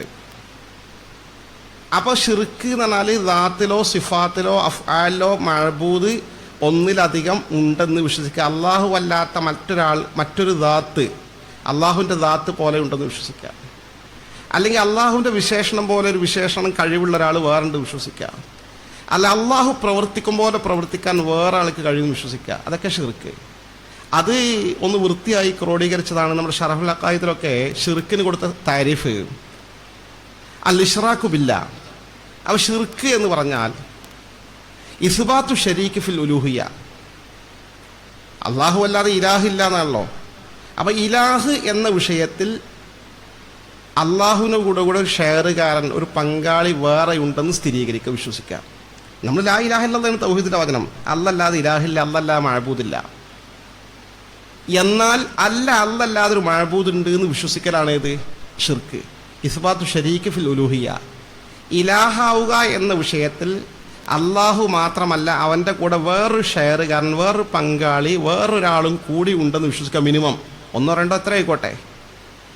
അതെന്താ അങ്ങനെ പറഞ്ഞാൽ എന്താണ് ഉദ്ദേശിക്കുന്നത്? അത് രണ്ട് വിധത്തിലാകാം. അള്ളാഹുവിൻ്റെ കൂടെ മറ്റൊരു ഷെയറുകാരൻ ഉണ്ടെന്ന് വിശ്വസിക്കൽ ബിമാന വുജൂബിൽ വുജൂദ്, വാജിബുൽ വുജൂദായ ഒരു ഷെയറുകാരനെന്ന് വിശ്വസിക്കുക. അള്ളാഹുവിനെ പോലെ പണ്ടേ ഉള്ള എല്ലാ അർത്ഥത്തിലും കഴിവുള്ള, അല്ലെങ്കിൽ ഒരു ദാത്ത് വിശുദ്ധമായ അള്ളാഹുവിൻ്റെ ദാത്തിനെ പോലെ വാജിബുൽ വുജൂദായ അള്ളാഹുവിന് മാത്രം പറഞ്ഞ വിശേഷമാണുള്ളത്, അതുപോലെ ഒരു ശരീക്കുണ്ട് വിശ്വസിക്കുക. അല്ലെങ്കിൽ അങ്ങനെ വിശ്വസിക്കണമെന്നില്ല. ഔ ബിമാന ഇസ്തിഹ്ഖാഖിൽ ഇബാദ, അല്ലെങ്കിൽ ഇബാദത്തിന് അർഹനായിട്ട് വേറൊരാളുണ്ടെന്ന് വിശ്വസിച്ചാലും മതി. വാജിബുൽ വുജൂദാകണമെന്നൊന്നുമില്ല. ഇലാഹ് ലാ ഇലാഹ ഇല്ലല്ലാഹ് തൗഹീദിൻ്റെ വചനം. അല്ലല്ലാതെ ഇലാഹ് മഅബൂദില്ല. അപ്പം അല്ലല്ലാതെ ഒരു മഅബൂദ് ഇബാദത്ത് അർപ്പിക്കപ്പെടാൻ അർഹൻ വേറെ ഉണ്ടെന്ന് വിശ്വസിച്ചാലും മതി. എന്നാലും ഷിർക്ക് വരും. അപ്പം ഇതാണ് ഷിർക്ക്. ഇസ്ബാത്തു ശരീക ഫിൽ ഉലൂഹിയ. ഇലാഹ് എന്ന വിഷയത്തിൽ അള്ളാഹുവിനോടൊപ്പം മറ്റൊരാൾ കൂടി ഉണ്ടെന്ന് വിശ്വസിക്കുക. ബിമാന വുജൂബിൽ വുജൂദ്, ഒന്നുകിൽ വാജിബുൽ വുജൂദ് എന്ന അർത്ഥപ്രകാരം, ഔ ബിമാന ഇസ്തിഹ്ഖാഖിൽ ഇബാദ, അല്ലെങ്കിൽ ഇബാദത്തിന് അർഹനായിട്ട് വേറൊരാളുണ്ട് എന്നുള്ള അർത്ഥപ്രകാരം. അപ്പം ശരിക്ക് പറഞ്ഞാൽ ലാ ഇലാഹ ഇല്ലല്ലാഹ് അല്ലല്ലാതെ ഇലാഹില്ല, മഅബൂദില്ല, യഥാർത്ഥത്തിൽ മഅബൂദില്ല. അപ്പോൾ ഇബാദത്തിന് അർഹനായി വേറൊരാളുണ്ട് വിശ്വസിക്കലാണ് ശരിക്കും എന്ത് ഷിർക്ക്. കാരണം അള്ളാഹുവിനെ പോലുള്ള ഒരു വാജിബുൽ വുജൂദായ ഒരു ദൈവം പണ്ടേ ഉണ്ട് എന്നൊന്നും പൊതുവേ ആളുകൾ വിശ്വസിക്കുന്നില്ല. അങ്ങനെ ചരിത്രത്തിൽ വിശ്വസിച്ച ആളുകളുണ്ട് എന്നല്ലാതെ റയർ കേസാണ്. അവ ശരിക്ക് അള്ളാഹുവിനോടൊപ്പം ഇബാദത്തിന് അർഹനായി മറ്റൊരു മഅബൂദ് ഉണ്ട് എന്ന് വിശ്വസിക്കലാണ് യഥാർത്ഥത്തിൽ പ്രാക്ടിക്കലായി നമുക്ക് ഷിർക്കിൻ്റെ രൂപം കാണാൻ കഴിയുക. മക്കത്തെ മുശ്രിക്കുകൾ അങ്ങനെ, നമ്മുടെ ഇന്ത്യ രാജ്യത്തെ നമ്മുടെയൊക്കെ നാട്ടിലുള്ള ഹിന്ദുക്കൾ അങ്ങനെയാണ്, ക്രൈസ്തവരും ഒരർത്ഥത്തിൽ അങ്ങനെ.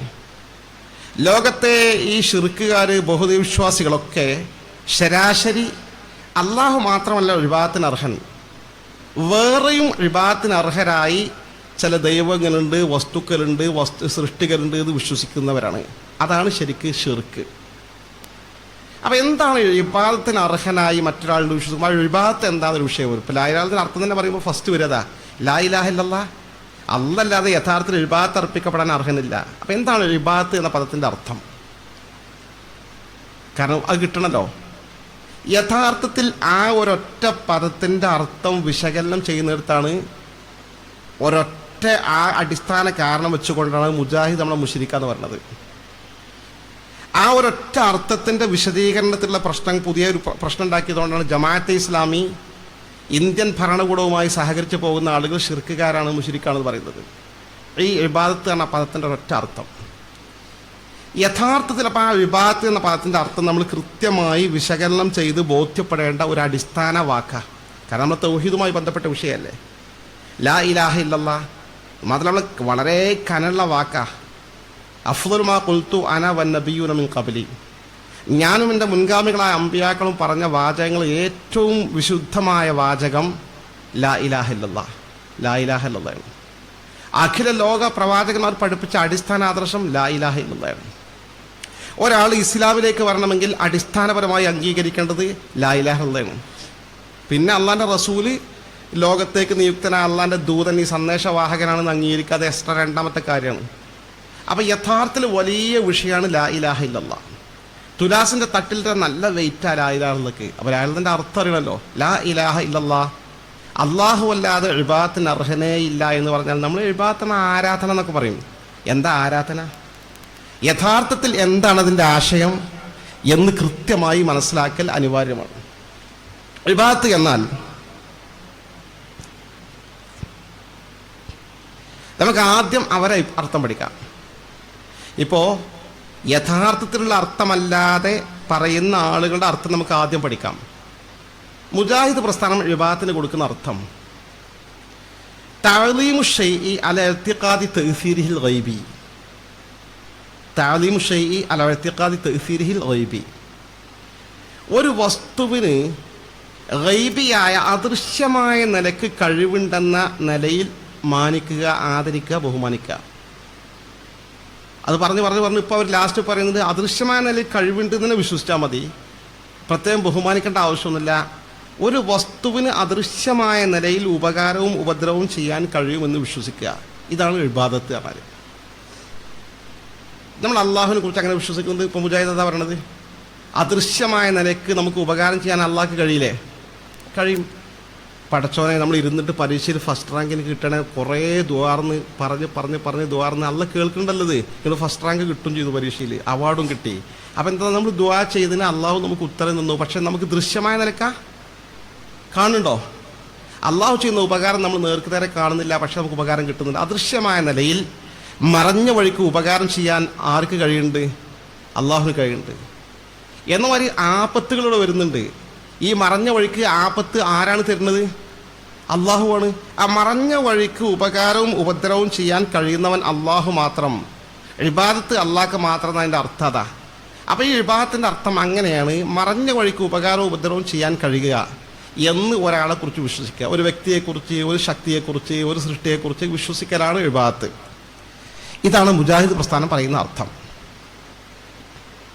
അങ്ങനെ വരുമ്പോൾ നമ്മൾ ഹബീബായ അഷ്റഫുൽ ഹൽക്ക് മുത്ത് മുഹമ്മദ് മുസ്തഫ സ്വല്ലല്ലാഹു അലൈഹി വസല്ലം സിയാറത്ത് ചെയ്യാൻ നമുക്കൊരു സൗഭാഗ്യം കിട്ടിയെന്ന് വിചാരിക്കും. അള്ളാഹു നമുക്കൊക്കെ ഒരുപാട് തവണ സൗഭാഗ്യം ചെയ്യട്ടെ. തങ്ങളെ റൗള ഷരീഫിന് മുമ്പിൽ ചെന്നിട്ട് അസ്സലാമു അലൈക യാ റസൂലല്ലാഹ്, നബി തങ്ങൾക്ക് സലാം ചൊല്ലിയിട്ട്, നബി ഇന്നി അദ്നബതു ദുനൂബൻ കസീറൻ, ഒരുപാട് തെറ്റ് ചെയ്തിട്ടുണ്ട്. ഇഷ്ഫഇ ലദാ റബ്ബിക ലിഹാദൽ അബ്ദിൽ ഫഖീരിൽ മിസ്കീനി, സാധുവിന് നിങ്ങൾ പഠിച്ചോണ്ട് ഒന്ന് പറയും എൻ്റെ ദോഷം പുറത്തുതരാന് എന്ന് നമ്മൾ തങ്ങളോട് പറഞ്ഞാൽ, തങ്ങൾ നമുക്ക് വേണ്ടി അള്ളാഹുവിനോട് ശുപാർശ ചെയ്യുന്നതും നമുക്ക് അള്ളാഹു പുറത്തു തരുന്നതും നമ്മളാ ഇടപെടുന്നത് ദൃശ്യമാണോ? കാണുന്നുണ്ട് നമ്മൾ? ഇല്ല. അദൃശ്യമായ നിലക്ക് അപ്പം തങ്ങൾ നമുക്ക് ഉപകാരം ചെയ്തില്ലേ? അപ്പം അദൃശ്യമായ നിലക്ക് തങ്ങൾക്ക് ഉപകാരം ചെയ്യാൻ കഴിയുമെന്ന് നമ്മൾ വിശ്വസിച്ചാൽ അള്ളാഹുവിനെ കൂടാതെ നബി തങ്ങളും കൂടി ആരായി? നമ്മുടെ ഇലാഹായി, മഅബൂദായി. അപ്പോൾ ഇബാദത്തിന് അർഹൻ നബി തങ്ങളെന്ന് വിശ്വസിച്ചല്ലോ. മമ്പറത്ത് തങ്ങളെടുത്ത് പോയി, ഇതേപോലെ വിശ്വസിച്ചു. ആ മമ്പറത്ത് തങ്ങൾ നമ്മളെ ഇലാഹായി. ഇങ്ങനെ ഓരോ മഹാന്മാരെ കുറിച്ചും നമ്മൾ മറഞ്ഞ വഴിക്ക് അവർക്ക് ഉപകാരം ചെയ്യാൻ കഴിയും എന്ന് വിശ്വസിച്ചാൽ അതെന്താവും? അവർ ഇബാദത്തിന് അർഹനാണ് എന്ന് വിശ്വസിക്കലാകും. ഇത് ആണ് നമ്മുടെ ഷിർക്കിൻ്റെ അടിസ്ഥാനം എന്നാണ് മുജാഹിദ് പ്രസ്ഥാനം പറയുന്നത്. ഒരാൾ പാണക്കാട് തങ്ങളെടുത്ത് ചെന്നു. തങ്ങൾ ബാബ കുറേ കാലമായി ഉറക്കില്ലാതായിട്ട് ഞാൻ പല ഡോക്ടർമാരെ മാറി മാറി സമീപിച്ചു. ഡോക്ടർമാർ ഗുളിക എഴുതും. ആ ഗുളിക കുടിച്ചാൽ ഗുളികൻ്റെ ആ പവർ കഴിയുന്നത് വരെ ഞാൻ ഉറങ്ങും. പുലർച്ചെ 3 മണിക്ക് ഇങ്ങനെ ഉണരും, പിന്നെ ഞാൻ ഉറങ്ങൂല. പിന്നെ പിറ്റേന്ന് രാത്രി ഗുളിക കുടിച്ചാൽ ആ ഗുളിക കുടിച്ചാൽ അതിൻ്റെ ആ മണിക്കൂറിൽ കണക്കായിട്ട് ഉറങ്ങും, അതിൻ്റെ അപ്പുറം ഉറക്കമുള്ള. പിന്നെ ഡോക്ടർ പറയണത് ഇതിനേക്കാളും ശക്തിയുള്ള ഗുളിക എഴുതാൻ പറ്റൂല എന്നാ പറയുന്നത്.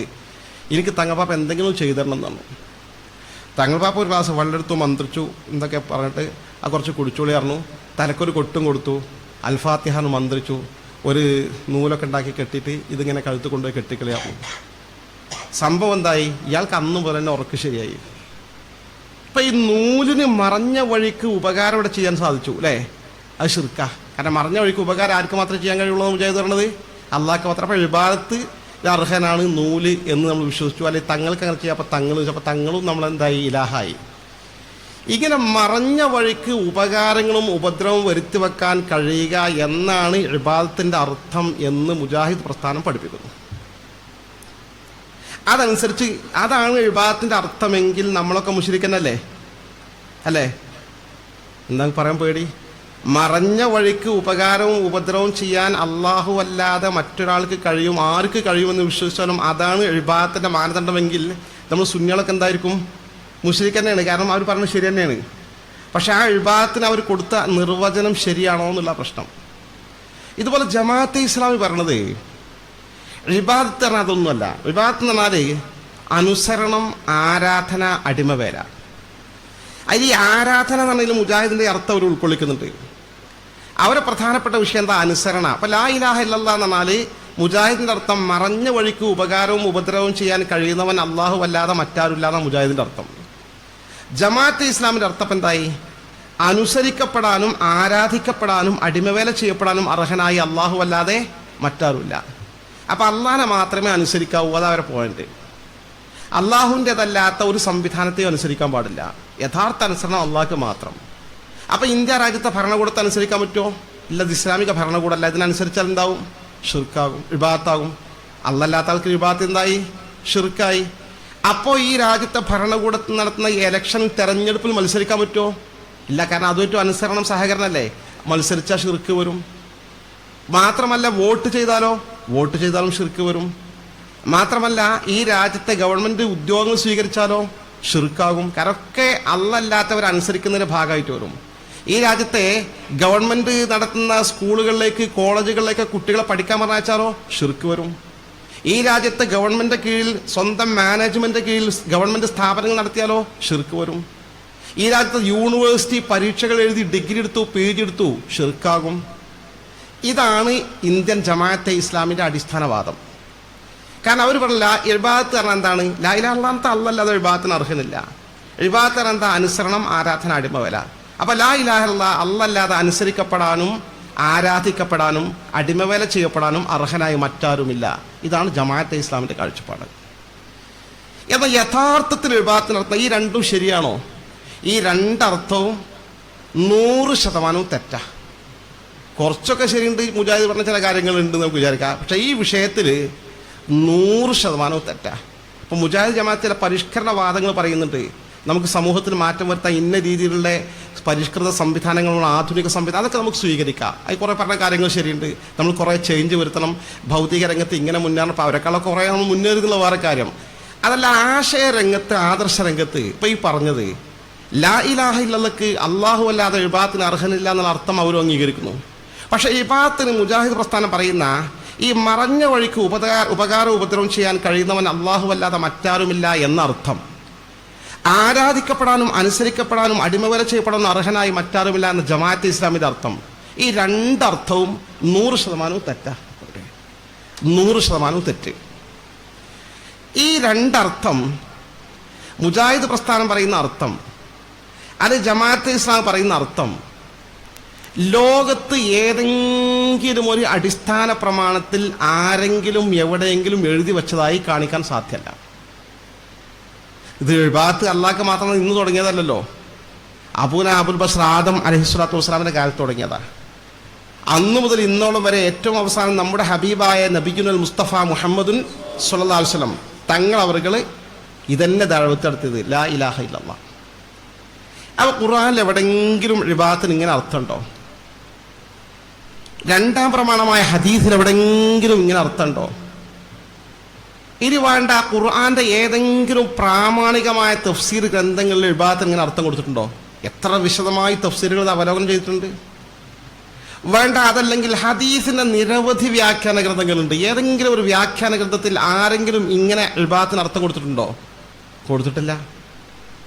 പിന്നെ ആരാണ് ഈ അർത്ഥം ഉണ്ടാക്കിയത്?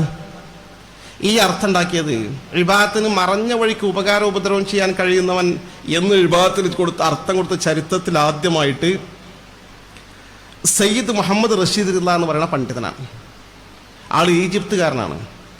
ഈ സയ്യിദ് മുഹമ്മദ് റഷീദ് പറഞ്ഞ ഈജിപ്തുകാരൻ ആൾ എന്നേ മരിച്ചറിയോ? ആരെങ്കിലും അറിയുന്ന ആൾക്കാരുടെ കൂട്ടത്തിൽ? ഈ 1935 മരിച്ചത്. അപ്പോൾ റഷീദ് മരിച്ചിട്ട് 100 കൊല്ലമായിക്കണോ? ഇല്ല, ഈ 935 മരിച്ച ആളാ. എന്നുവെച്ചാൽ ഈ പുതിയ നൂറ്റാണ്ടിൽ ജീവിച്ച ഈജിപ്തുകാരനായ സയ്യിദ് റഷീദ് റിള എന്ന് പറയുന്ന ഒരു പണ്ഡിതനാണ് കൃത്രിമമായി അർത്ഥം ചരിത്രത്തിൽ ആദ്യമായി സൃഷ്ടിച്ചത്, മുജാഹിദിന്റെ അർത്ഥം. ഇതേപോലെ ജമാഅത്തെ ഇസ്ലാമിന്റെ അർത്ഥം ഉണ്ടല്ലോ, ആരാധന, അനുസരണം, അടിമവേല എന്ന ഇബാദത്തിന്റെ അർത്ഥം സാക്ഷാൽ ജമാഅത്തെ ഇസ്ലാമി സ്ഥാപിച്ച അബുൽ ആല മൗദൂദിയാണ് ലോക ചരിത്രത്തിൽ ആദ്യമായി ഇങ്ങനെ ഇബാദത്തിന് അർത്ഥം കൊടുത്തത്. അബുൽ ആല മൗദൂദി പറഞ്ഞ ഒരു വലിയ ഇമാമാന്ന് നിങ്ങൾ വിചാരിക്കും, പഴയ കാലത്തൊന്നുമല്ല. അബുൽ ആല മൗദൂദി മരിച്ചു പറഞ്ഞ വാർത്ത പത്രത്തിൽ ഞാൻ നിങ്ങളെപ്പോലെ ദർസിൽ ഓതി പഠിക്കുമ്പോൾ വായിച്ചതാണ്. രാമനാട്ടൻ എന്നാണ് ഞാൻ വായിച്ച വാർത്ത ദർസിലേക്കുമ്പോൾ. കാരണം ഇപ്പം ഈ അടുത്ത് മരിച്ചു പോയ ആളാണ് അബുൽ ആല ജമാഅത്തെ ഇസ്ലാമി സ്ഥാപകൻ. അപ്പോൾ ഈ രണ്ട് അടിസ്ഥാനപരമായ ഈ പദത്തിൻ്റെ അർത്ഥങ്ങളും കൃത്രിമമായി മുജാഹിദ് പ്രസ്ഥാനവും ജമാഅത്തെ ഇസ്ലാമിയും കെട്ടിച്ചമച്ചുണ്ടാക്കിയാണ് നമ്മളെ മുശ്രിക്കുകളാക്കി ചിത്രീകരിക്കുന്നത്. എന്നാൽ യഥാർത്ഥത്തിൽ ഇബാദത്തിന്റെ അർത്ഥം എന്താണെന്നുള്ളതാണ്.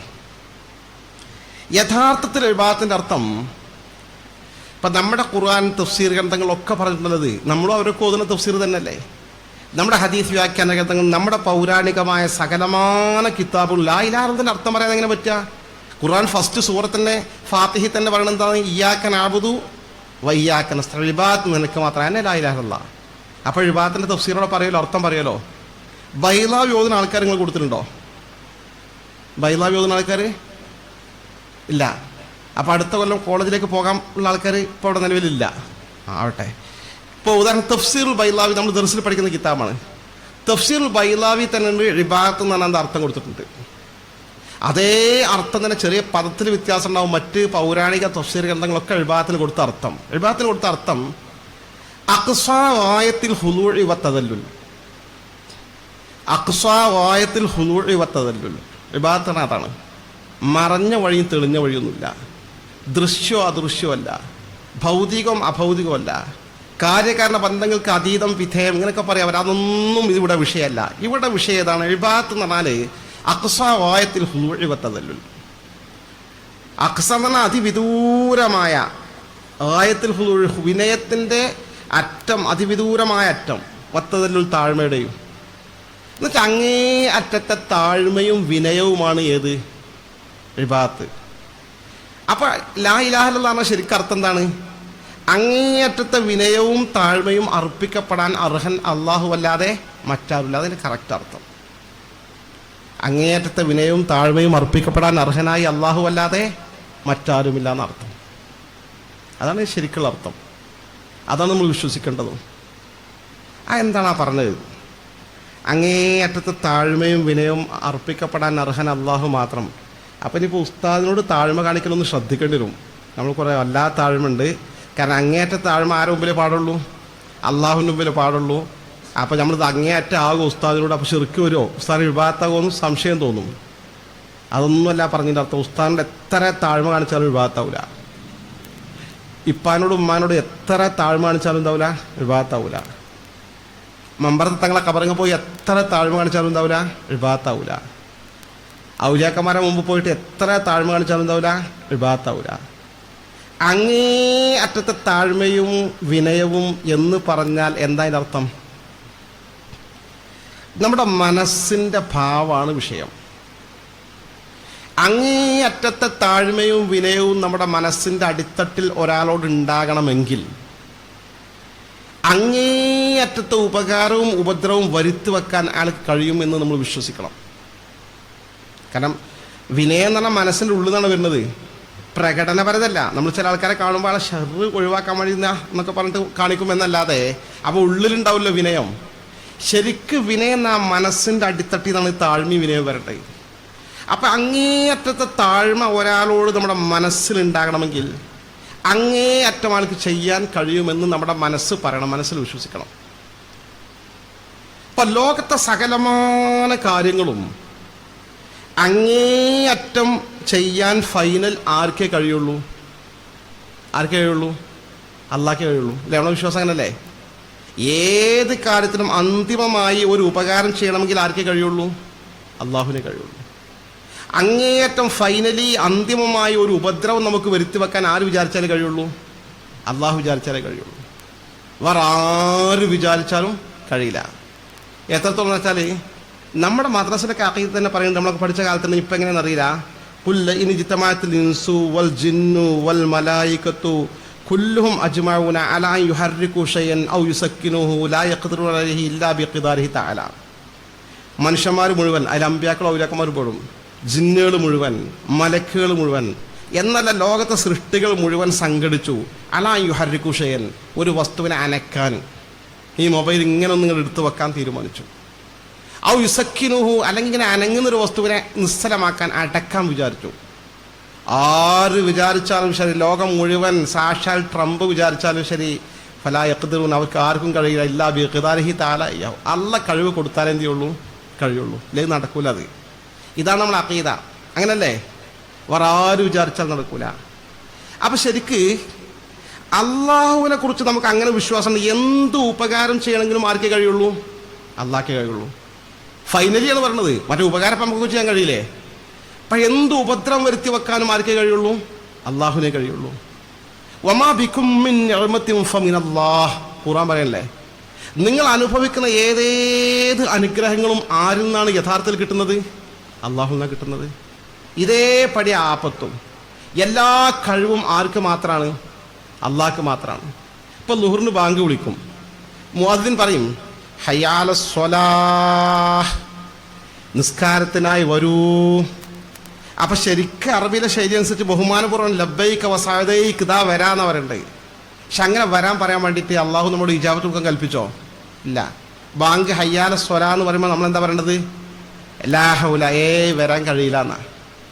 വലാ ഖുവ്വത, വരാൻ ശക്തിയില്ല, എനിക്ക് കഴിയില്ല. ഇല്ലാ ബില്ലാഹിൽ അലിയിൽ അലീം, അത്യുന്നതൊരു മഹാനുമായ അള്ളാഹ് നീ കഴിവ് തന്നാലല്ലാതെ. സത്യത്തിൽ നമുക്ക് ആരോഗ്യമുണ്ട്, എല്ലാ പോകാനുള്ള സംവിധാനം സൗകര്യമൊക്കെ, പക്ഷെ സംഭവം നടക്കണമെങ്കിൽ അപ്പോൾ ആര് കഴിവ് തരണം? അള്ളാഹു കഴിവ് തരണം. അപ്പം ഏത് കഴിവും ആരെ കയ്യിലാ? നിസ്കാരം നമ്മൾ കഴിഞ്ഞാൽ നമ്മൾ ചെല്ലുന്നത് എന്താ? അല്ലാഹുമ്മ ലാ മാനിഅ ലിമാ അഅ്തൈത, അല്ലേ? പഠിച്ചോനെ നീ തരാൻ വിചാരിച്ചാൽ തടയാൻ ലോകത്ത് ആർക്കും കഴിയില്ല. അള്ളാന്റെ കയ്യിലാ പരമാധികാരം. വല മാനിയ വല മുഴത്തിയ ലിമാ മനാഅത, പടച്ചോൻ തരണമെന്ന് വിചാരിച്ച വിഷയത്തെ ഒരാൾക്കും തടയാൻ കഴിയില്ല. പടച്ചോൻ വേണ്ടെന്ന് വിചാരിച്ച കാര്യത്തെ ഒരാൾക്കും നേടിത്തരാനും കഴിയില്ല. എല്ലാ ഉപകാരവും ഉപദ്രവവും ഫൈനൽ അന്തിമമായി ചെയ്യാൻ കഴിയുന്നവൻ ലോകത്ത് ആര് മാത്രമാണ്? അള്ളാഹു മാത്രമാണ്. അപ്പം അങ്ങേയറ്റ താഴ്മ നമ്മുടെ മനസ്സിൻ്റെ ഭാവം, ആ താഴ്മ ആരോട് മാത്രമാണ്? അള്ളാഹുവിനോട് മാത്രമാണ്. ഇപ്പം RSSകാർ അങ്ങനത്തെ ഒരു കാലഘട്ടമാണ്. അള്ളാഹു നമ്മുടെ ഇസ്ലാമിക ഉമ്മത്തിനെ കാത്തു രക്ഷിക്കുമാറാകട്ടെ. അവർ വന്നിട്ട് നമ്മുടെ ഒരു മുസ്ലിം ചെറുപ്പക്കാരനെ പിടിച്ചു കൊണ്ടുപോവുകയാണ്, കൊല ചെയ്യാൻ വേണ്ടി കൊണ്ടുപോവുക. ഈ കൊണ്ടുപോകുന്ന ഘട്ടത്തിൽ അവനോട് ആ മുസ്ലിം ചെറുപ്പക്കാരൻ പറഞ്ഞു, ദയവ് ചെയ്ത് എന്നെ രക്ഷപ്പെടുത്തണം, എന്നെ അങ്ങട്ടാക്കണം. ഇങ്ങനെ പരമമായ താഴ്മയും വിനയം കാണിച്ചുകൊണ്ട് ആ ചെറുപ്പക്കാർ ആ RSSന്റെ കാപാലികരോട് പറഞ്ഞു, എന്നെ രക്ഷപ്പെടുത്തണം, ഞാനൊന്നും ചെയ്തിട്ടില്ല, എന്തിനാണ് എന്നെ ഇങ്ങനെ കൊല ചെയ്യാൻ കൊണ്ടുപോകുന്നത്? എത്ര താഴ്മ കാണിച്ചാലും ആ താഴ്മ അഖ്സ ഓയത്തിൽ ഹുദൂഴത്തതിലാകില്ല, അങ്ങേറ്റ താഴ്മയാണ്. എന്തുകൊണ്ട്? ഈ ചെറുപ്പക്കാരൻ ഈ RSSകാരോട് പറയുമ്പോൾ അവൻ്റെ മനസ്സിലെ വിശ്വാസം എന്താണ്? ഇവരെന്തൊക്കെ വിചാരിച്ചാലും ശരി, അള്ളാഹു എന്നെ രക്ഷപ്പെടുത്താൻ വിചാരിച്ചാൽ ഞാൻ എന്താവും? രക്ഷപ്പെടും. കാരണം ഇവർക്കല്ല ഫൈനൽ എൻ്റെ കാര്യത്തിൽ കഴിവ്. ഇവരോട് ഈ കാണിക്കുന്ന താഴ്മയാണോ പരമമായ താഴ്മ, അതോ അള്ളാഹുനോട് കാണിക്കുന്ന താഴ്മയാണോ പരമായ താഴ്മ? അള്ളാഹുനോട് കാണിക്കുന്ന താഴ്മയാണ് പരമായ താഴ്മ. അപ്പം അതാണ് ശരിക്കും ഇബാദത്ത്. അപ്പം നമ്മൾ നിസ്കാരം ഇബാദത്താ. നിസ്കാരത്തിൽ പരമമായ താഴ്മ പോയിട്ട് പലപ്പോഴും നമുക്ക് ചെറിയ താഴ്മയല്ല നിസ്കാരത്തിൽ, അല്ലേ? നമ്മൾ പോയി നിസ്കരിക്കാൻ നിൽക്കുമ്പോൾ ചിലപ്പോൾ അവിടെ ചിന്തയൊക്കെ പല വഴിക്കും പോകും. അങ്ങനത്തെ ഒരു ശൈത്താൻ ആധിപത്യം സ്ഥാപിച്ച കാലഘട്ട. പക്ഷെ എന്നാലും നിസ്കാരം ഇബാദത്താ. കാരണം നിസ്കരിക്കുമ്പോൾ നമ്മുടെ നിയ്യത്ത്, നമ്മുടെ മനസ്സിൻ്റെ ഭാവം എങ്ങനെയാണ്? ഞാനിത് ആർക്ക് വേണ്ടിയാണ് നിസ്കരിക്കുന്നത്? അള്ളാഹുവിന് വേണ്ടി. അള്ളാഹ് നിർദ്ദേശിച്ച, റസൂലുള്ള നിർദ്ദേശിച്ചതാ, ആ അള്ളാഹുവിന് കീഴ്പ്പെടാൻ വേണ്ടി. അപ്പം ഞാൻ അള്ളാഹുവിനെ നമിക്കുകയാണ്. അവനാണ് പരമമായ ഉപകാരം ഉപദ്രവം ചെയ്യാൻ കഴിയുന്നത്. അതുകൊണ്ടാണ് ഞാൻ അവന് വേണ്ടി നിസ്കരിക്കുന്ന ചിന്തയിലാണ് നിസ്കരിക്കുന്നത്. ആ നിസ്കാരത്തിൻ്റെ ഉള്ളിൽ വലിയ താഴ്മൊന്നുമില്ലെങ്കിൽ നിസ്കാരം ഇബാദത്ത് ആർക്കുള്ളതാണ്? അള്ളാഹ്ക്കര. അള്ളാഹിനെ കുറിച്ച് നമ്മൾ അങ്ങനെ വിശ്വാസം. സക്കാത്ത് കൊടുക്കുമ്പോൾ എന്ത് താഴ്മ? ഒരു താഴ്മയില്ല. സക്കാത്ത് ഇബാദത്തല്ലേ? പാവപ്പെട്ട ആളെ വിളിച്ചിട്ട് എന്തിയാണ്? എന്നാൽ പിടിച്ച പൈസ എന്നിട്ട് 2000 രൂപ കൈ കൊടുക്കുകയാണ്, അത് ഇബാദത്താ. അപ്പം താഴ്മയുണ്ടോ? ഒരു താഴ്മയില്ല. പക്ഷേ ഇത് ചെയ്യാൻ അവനെ പ്രേരിപ്പിക്കുന്ന ഘടകം അവൻ്റെ മനസ്സിൻ്റെ ഉള്ളിലെ ചിന്ത എന്താണ്? ഇതെൻ്റെ രാജാതിരാജനായ അള്ളാഹു എന്നോട് നിർദ്ദേശിച്ചതാ, അവൻ നിർദ്ദേശം അനുസരിക്കാൻ ഞാൻ ബാധ്യസ്ഥനാ, അവന് മാത്രമേ ഉപകാരവും ഉപദ്രവവും ചെയ്യാൻ കഴിയൂ, തീരുമാനം കൽപ്പിക്കാൻ പരമാധികാരം അള്ളാൻ്റെ കയ്യിലാ, അവൻ്റെ കൽപ്പനകളുണ്ടായി അത് കൊടുക്കുന്നത്. അപ്പോൾ എന്തായി? ആ ഉള്ളിലുള്ള ഇബാദത്ത്, ആ അങ്ങേറ്റ താഴ്മ അള്ളാഹുവിനോട് വന്നു. ശരിക്ക് ഇതാണ് ഇബാദത്ത്. നേരെ മറിച്ച് അതിൻ്റെ ഉദാഹരണം കൂടി ഞാൻ പറഞ്ഞുതരാം. നമ്മൾ മലപ്പുറം ജില്ലക്കാരാണ്. ഇപ്പം കാളപൂട്ട് മത്സരം നിരോധിച്ചു തോന്നുന്നുണ്ട് അല്ലേ? കാളപൂട്ട് വല്ല കാളില്ല. കാളപൂട്ട് മത്സരം കണ്ടിട്ടുണ്ട് നിങ്ങൾ? വളരെ മോശമാണ്. നമ്മൾ കാളപൂട്ട് പണ്ടൊക്കെ ഇഷ്ടംപോലെ കാളപൂട്ടുണ്ടായിരുന്നു. അതായത് ഒഴിഞ്ഞ പാടത്ത് ഭയങ്കര നല്ല റെഡി കാളകളൊക്കെ റെഡിയാക്കി വളർത്തി കൊണ്ടുവന്ന് നല്ലോണം തിന്നാൻ കൊടുത്ത് കോഴി മുതര പല സാധനം കൊടുക്കും അങ്ങനത്തെ കാളകൾക്ക്. എന്നിട്ട് നല്ല പൂഞ്ഞൊക്കെ ഉണ്ടാകും. തടിച്ചു കൊടുത്ത കാളകൾ ഓട്ടത്തിന് വളരെ ഉഷാറായിരിക്കും. എന്നിട്ട് 2 കാള വെച്ചുള്ള ഓട്ട മത്സരമാണ്. ഒരു റൗണ്ട് ഇത്ര റൗണ്ട്, അതിൽ ഫസ്റ്റ് ഇത്ര സെക്കൻഡ് കൊണ്ട് ഓട്ടം പൂർത്തിയായ കാളൻ്റെ ഉടമക്ക് ഭയങ്കര ഫസ്റ്റ് സമ്മാനവും കാര്യമൊക്കെ കിട്ടും. ഭയങ്കര വിഷയമാണ്. കാളപൂട്ട് മത്സരത്തിൽ 1ാം സ്ഥാനം നേടിയ ഇന്ന ആചാര്യ കാളക്ക് എന്നൊക്കെ പറഞ്ഞിട്ട് വലിയ വാർത്തയൊക്കെ വരാറുണ്ട്. ഈ കാളപൂട്ട് മത്സരത്തിൽ പങ്കെടുക്കുന്ന കാളകളുണ്ട്. അതുപോലെ ഈ കാള എന്ന് പറഞ്ഞാൽ നമ്മുടെ ഹിന്ദുക്കൾ ആരാണ്? ദൈവമാണ്, ഇലാഹാണ് അല്ലേ?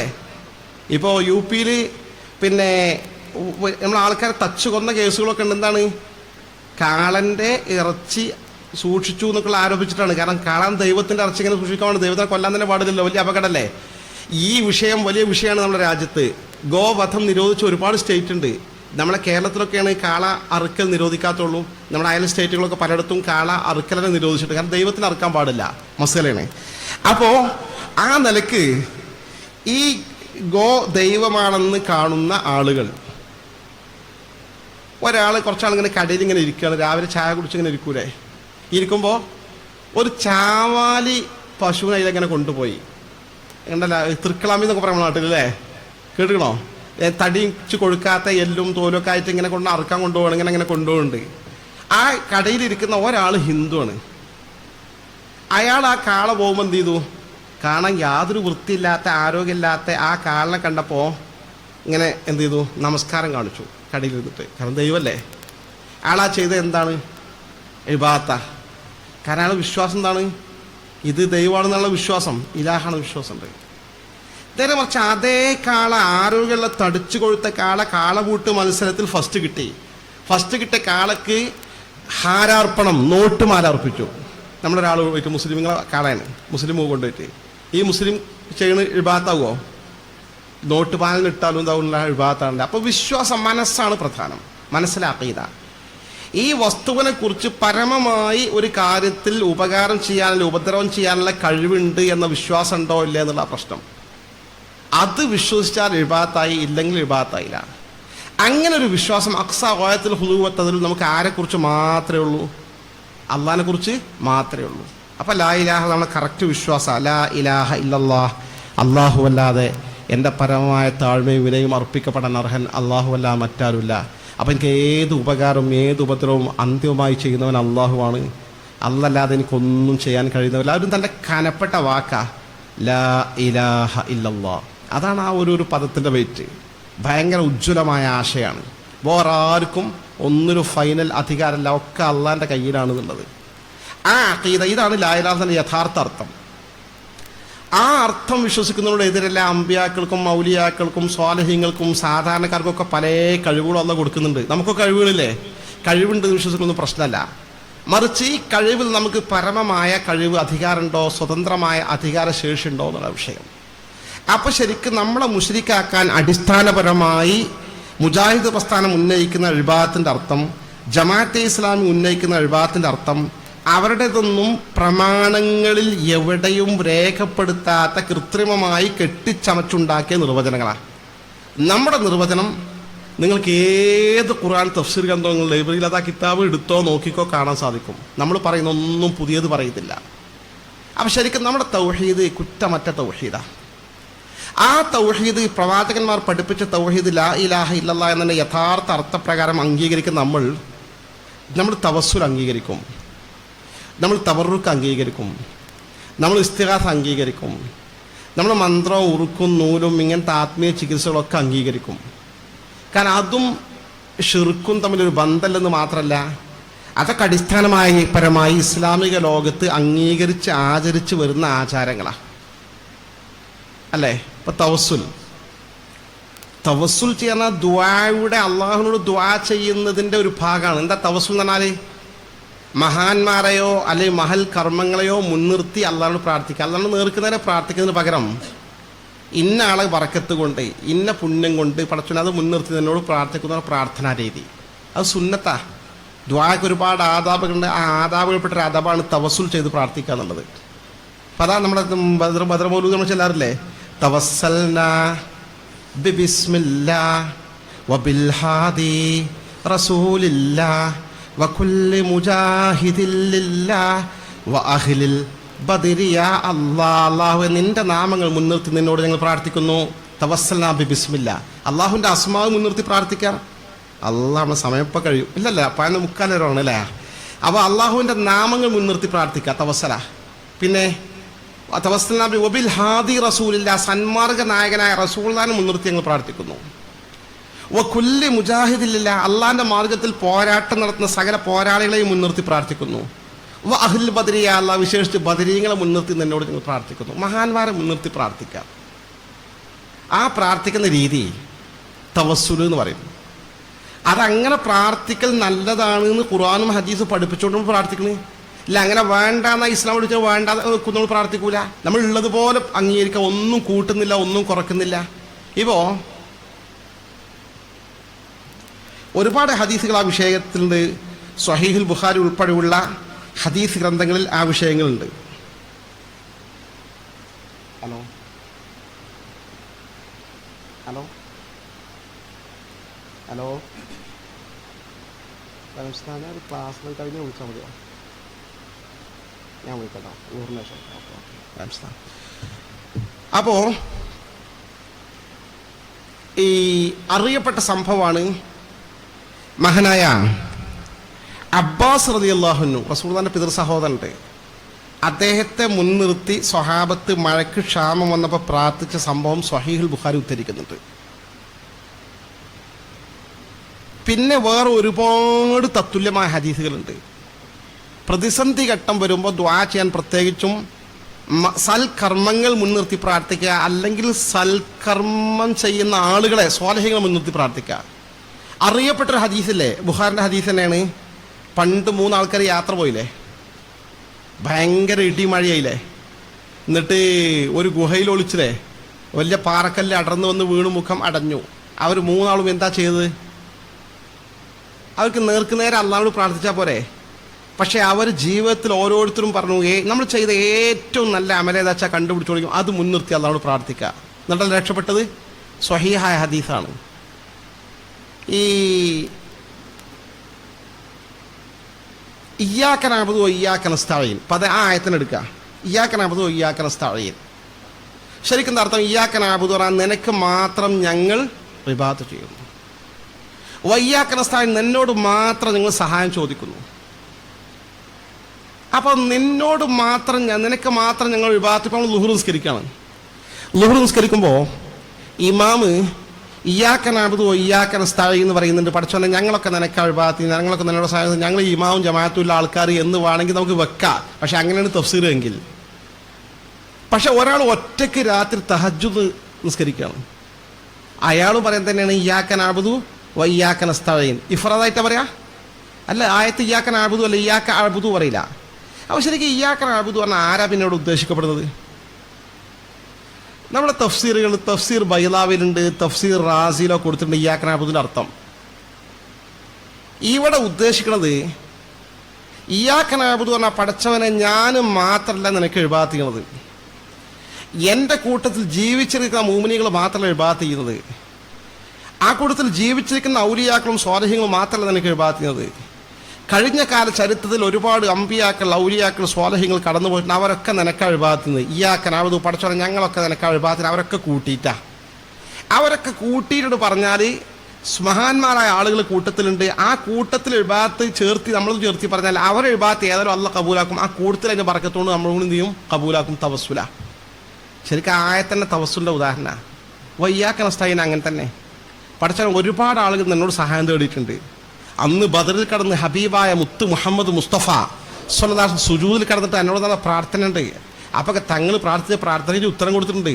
ആ കൂട്ടത്തിൽ നബി ഞങ്ങളൊക്കെ എന്നോട് തന്നെ സഹായം തേടുന്നത് ഞങ്ങളെല്ലാവരും എന്ന് പറയുമ്പോൾ അതിനോട് ചേർത്തി പറഞ്ഞാൽ അതിൻ്റെ ബറക്കത്ത് കൊണ്ട് എന്ത് ചെയ്യും, ഈ സഹായത്തിന് കൂടി എന്ത് ചെയ്യും, ഇജാബത്ത് കിട്ടും. അങ്ങനെ തന്നെ തഫ്സീർ റാസി തഫ്സീർ ബൈലായി പറയുന്നു, അദ്റജ ഇബാദത്തഹു ഫീ തലാഈഫ് ഇബാദത്തിഹിം വഖലത ഹാജതഹു ബിഹാജതിഹിം ലഅല്ലഹ തുഖ്ബലു ബിബറകതിഹാ വയുജാബു ഇലൈഹ. അദ്റജ ഒരൊറ്റ മുസ്ലിം കൂട്ടിക്കടത്തുന്നു, പ്രവേശിപ്പിക്കുന്നു ഇബാദത്തഹു തൻ്റെ ഇബാദത്തിനെ, ഫി തലാഈഫ് ഇബാദത്തിഹിം മറ്റുള്ള മുഅ്മിനീങ്ങളുടെ ഇബാദത്തിന്റെ കൂട്ടത്തിൽ. അദ്റജ ഇബാദത്തഹു ഫി തലാഈഫ് ഇബാദത്തിഹിം വഖലത ഹാജതഹു ബിഹാജതിഹിം, തൻ്റെ ആവശ്യത്തെ മറ്റ് മഹാന്മാരായ മുഅ്മിനീങ്ങൾക്ക് ആവശ്യത്തോട് കൂട്ടിച്ചേർത്തി പറയുന്നു, ഞങ്ങൾ തേടുന്നു. എന്തിന്? ലഅല്ലഹ തുഖ്ബലു ബിബറകതിഹാ, ആ ഇബാദത്തിനെ മഹാന്മാരൊക്കെ ചെയ്ത ഇബാദത്തിന്റെ ബറക്കത്ത് കൊണ്ട് ഇവന്റെ ഇബാദത്ത് കൂടി കബൂൽ ചെയ്യപ്പെടാൻ വേണ്ടി. വയുജാബു ഇലൈഹ, മഹാന്മാരായ പൂർവികരായ വലിയ വലിയ ആളുകൾ അവർക്കൊക്കെ സഹായം തേടിയപ്പോൾ ഇജാബത്ത് കിട്ടുന്ന ആ കൂട്ടത്തിൽ അതിൻ്റെ ബറക്കത്തുകൊണ്ട് ഇവനും കൂടി ഉത്തരം കിട്ടാൻ വേണ്ടി. അപ്പം ശരിക്ക് എന്ത് ചെയ്യണം? തവസ്സുൽ ചെയ്ത് പ്രാർത്ഥിക്കണം എന്ന് ഖുർആനിലും പറയുന്നുണ്ട്, ഹദീസിൽ പറയുന്നുണ്ട്. അങ്ങനത്തെ നിരവധി സംഭവങ്ങൾ ഹദീസിൽ നമുക്ക് കാണാൻ സാധിക്കും. ഒരൊറ്റ ഹദീസ് കൂടി ഞാൻ നിങ്ങൾ ശ്രദ്ധയിൽപ്പെടുത്താൻ, ഉസ്മാൻ ഇബ്നു ഹനീഫ് റളിയല്ലാഹു അൻഹു, സ്വഹീഹായ ഹദീസാ. അദ്ദേഹം പറയുന്നു, ഞാനും നബിത്തങ്ങളും മദീനയിലെ പള്ളിയിൽ ഇങ്ങനെ ഇരുന്നൊരു കാര്യം സംസാരിച്ചു കൊണ്ടിരിക്കുക. ഇത് ജാ ഇലൈഹി റജുലുൻ ലരീർ, അപ്പോൾ കണ്ണിന് കാഴ്ചയില്ലാത്തൊരു സാധു മനുഷ്യൻ അവിടെ വന്നു, സലാം പറഞ്ഞു. തങ്ങൾ ആഗതനോട് ചോദിച്ചു, എന്തേ വിശേഷം? തങ്ങളെ വിശേഷിച്ച് പറയാനുണ്ട്. കാരണം എന്ത് വിശേഷം? എൻ്റെ 2 കണ്ണിൻ്റെ കാഴ്ച എല്ലാം നിങ്ങൾക്ക് അറിയാലോ. എൻ്റെ കൈ പിടിച്ചത് ആ കൂട്ടിക്കൊണ്ടുവരാനുള്ള ആളങ്ങോട്ട് വേണം. അപ്പം നിങ്ങൾ കണ്ടല്ലോ, അതുകൊണ്ട് 2 കണ്ണിൻ്റെ കാഴ്ച കിട്ടണം. അവിടെ നിങ്ങൾ അള്ളാഹുവിനോട് ദുആ ചെയ്യുമെന്ന് പറഞ്ഞു. തങ്ങൾ പറഞ്ഞില്ല, അൻ തസ്ബിറ ഖൈറുല്ലക, സുഹൃത്തെ ഇത്രയും കാലം കണ്ണിൻ്റെ കാഴ്ചയില്ലാതെ അങ്ങനെ പോയില്ലേ, നീ ക്ഷമിച്ചോ, ക്ഷമയാണ് നിനക്ക് ഏറ്റവും ഉത്തമം എന്ന് പറഞ്ഞു. കാരണം വേറെ ഹദീസിലുണ്ട്, ഒരു മുഅ്മിനായ മനുഷ്യൻ്റെ 2 കണ്ണിൻ്റെ കാഴ്ച നഷ്ടപ്പെട്ടാൽ അതിൻ്റെ പേരിൽ മരണം വരെ ക്ഷമിച്ചാൽ ലൈസ ലഹു ജസാഉൻ ഇല്ലൽ ജന്ന, സ്വർഗമല്ലാതെ അയാൾക്ക് പ്രതിഫലമില്ലെന്ന് ഷഫീഉന റസൂലുള്ളാഹി സ്വല്ലല്ലാഹു അലൈഹി വസല്ലം പറഞ്ഞേൽപ്പിച്ചിട്ടുണ്ട്. ആ കുറച്ചും കൂടി ക്ഷമിച്ചാൽ സ്വർഗം ഉറപ്പല്ലേ എന്ന് പറഞ്ഞു. അയാൾ പറഞ്ഞു, നബി നിങ്ങൾ വിചാരിച്ച സ്വർഗം കിട്ടുമല്ലോ, കണ്ണിൻ്റെ കാഴ്ച കിട്ടുമോ? ദ്വാരക്ക് നബി പറഞ്ഞു, എനിക്കില്ല കണ്ണിന് കാണാനൊരു ആഗ്രഹം, നിങ്ങളൊക്കെ കണ്ടുകൂടെ, എനിക്ക് വലിയ ആഗ്രഹമുണ്ട് പറഞ്ഞു. അപ്പോൾ വല്ലാതെ പ്രസ് ചെയ്തപ്പോൾ തങ്ങളൊരു വഴി നിർദ്ദേശം കൊടുത്തു. അത് പറഞ്ഞപ്പോഴാണ് ഓർമ്മ വരുന്നത്, ഇന്നലെ ഒരാൾ പ്രത്യേകം വിളിച്ചിട്ട് അയാളെ മകൻ്റെ കണ്ണിൻ്റെ ഒരു ഓപ്പറേഷൻ, ഒരു സീരിയസ് കേസാണെന്ന് കോയമ്പത്തൂർ വെച്ച് നടത്തുന്നുണ്ടാണ് പ്രത്യേകം വിളിച്ച് പറഞ്ഞിരുന്നു, ദുആ ചെയ്യാൻ പറഞ്ഞിരുന്നു. ഞാൻ ചില ആൾ ദുആ ചെയ്യാൻ പറയാമെന്ന് പറയും, പക്ഷെ ഞാൻ മറന്നുപോയി, ഇപ്പോൾ ഓർമ്മ വന്നാണ്.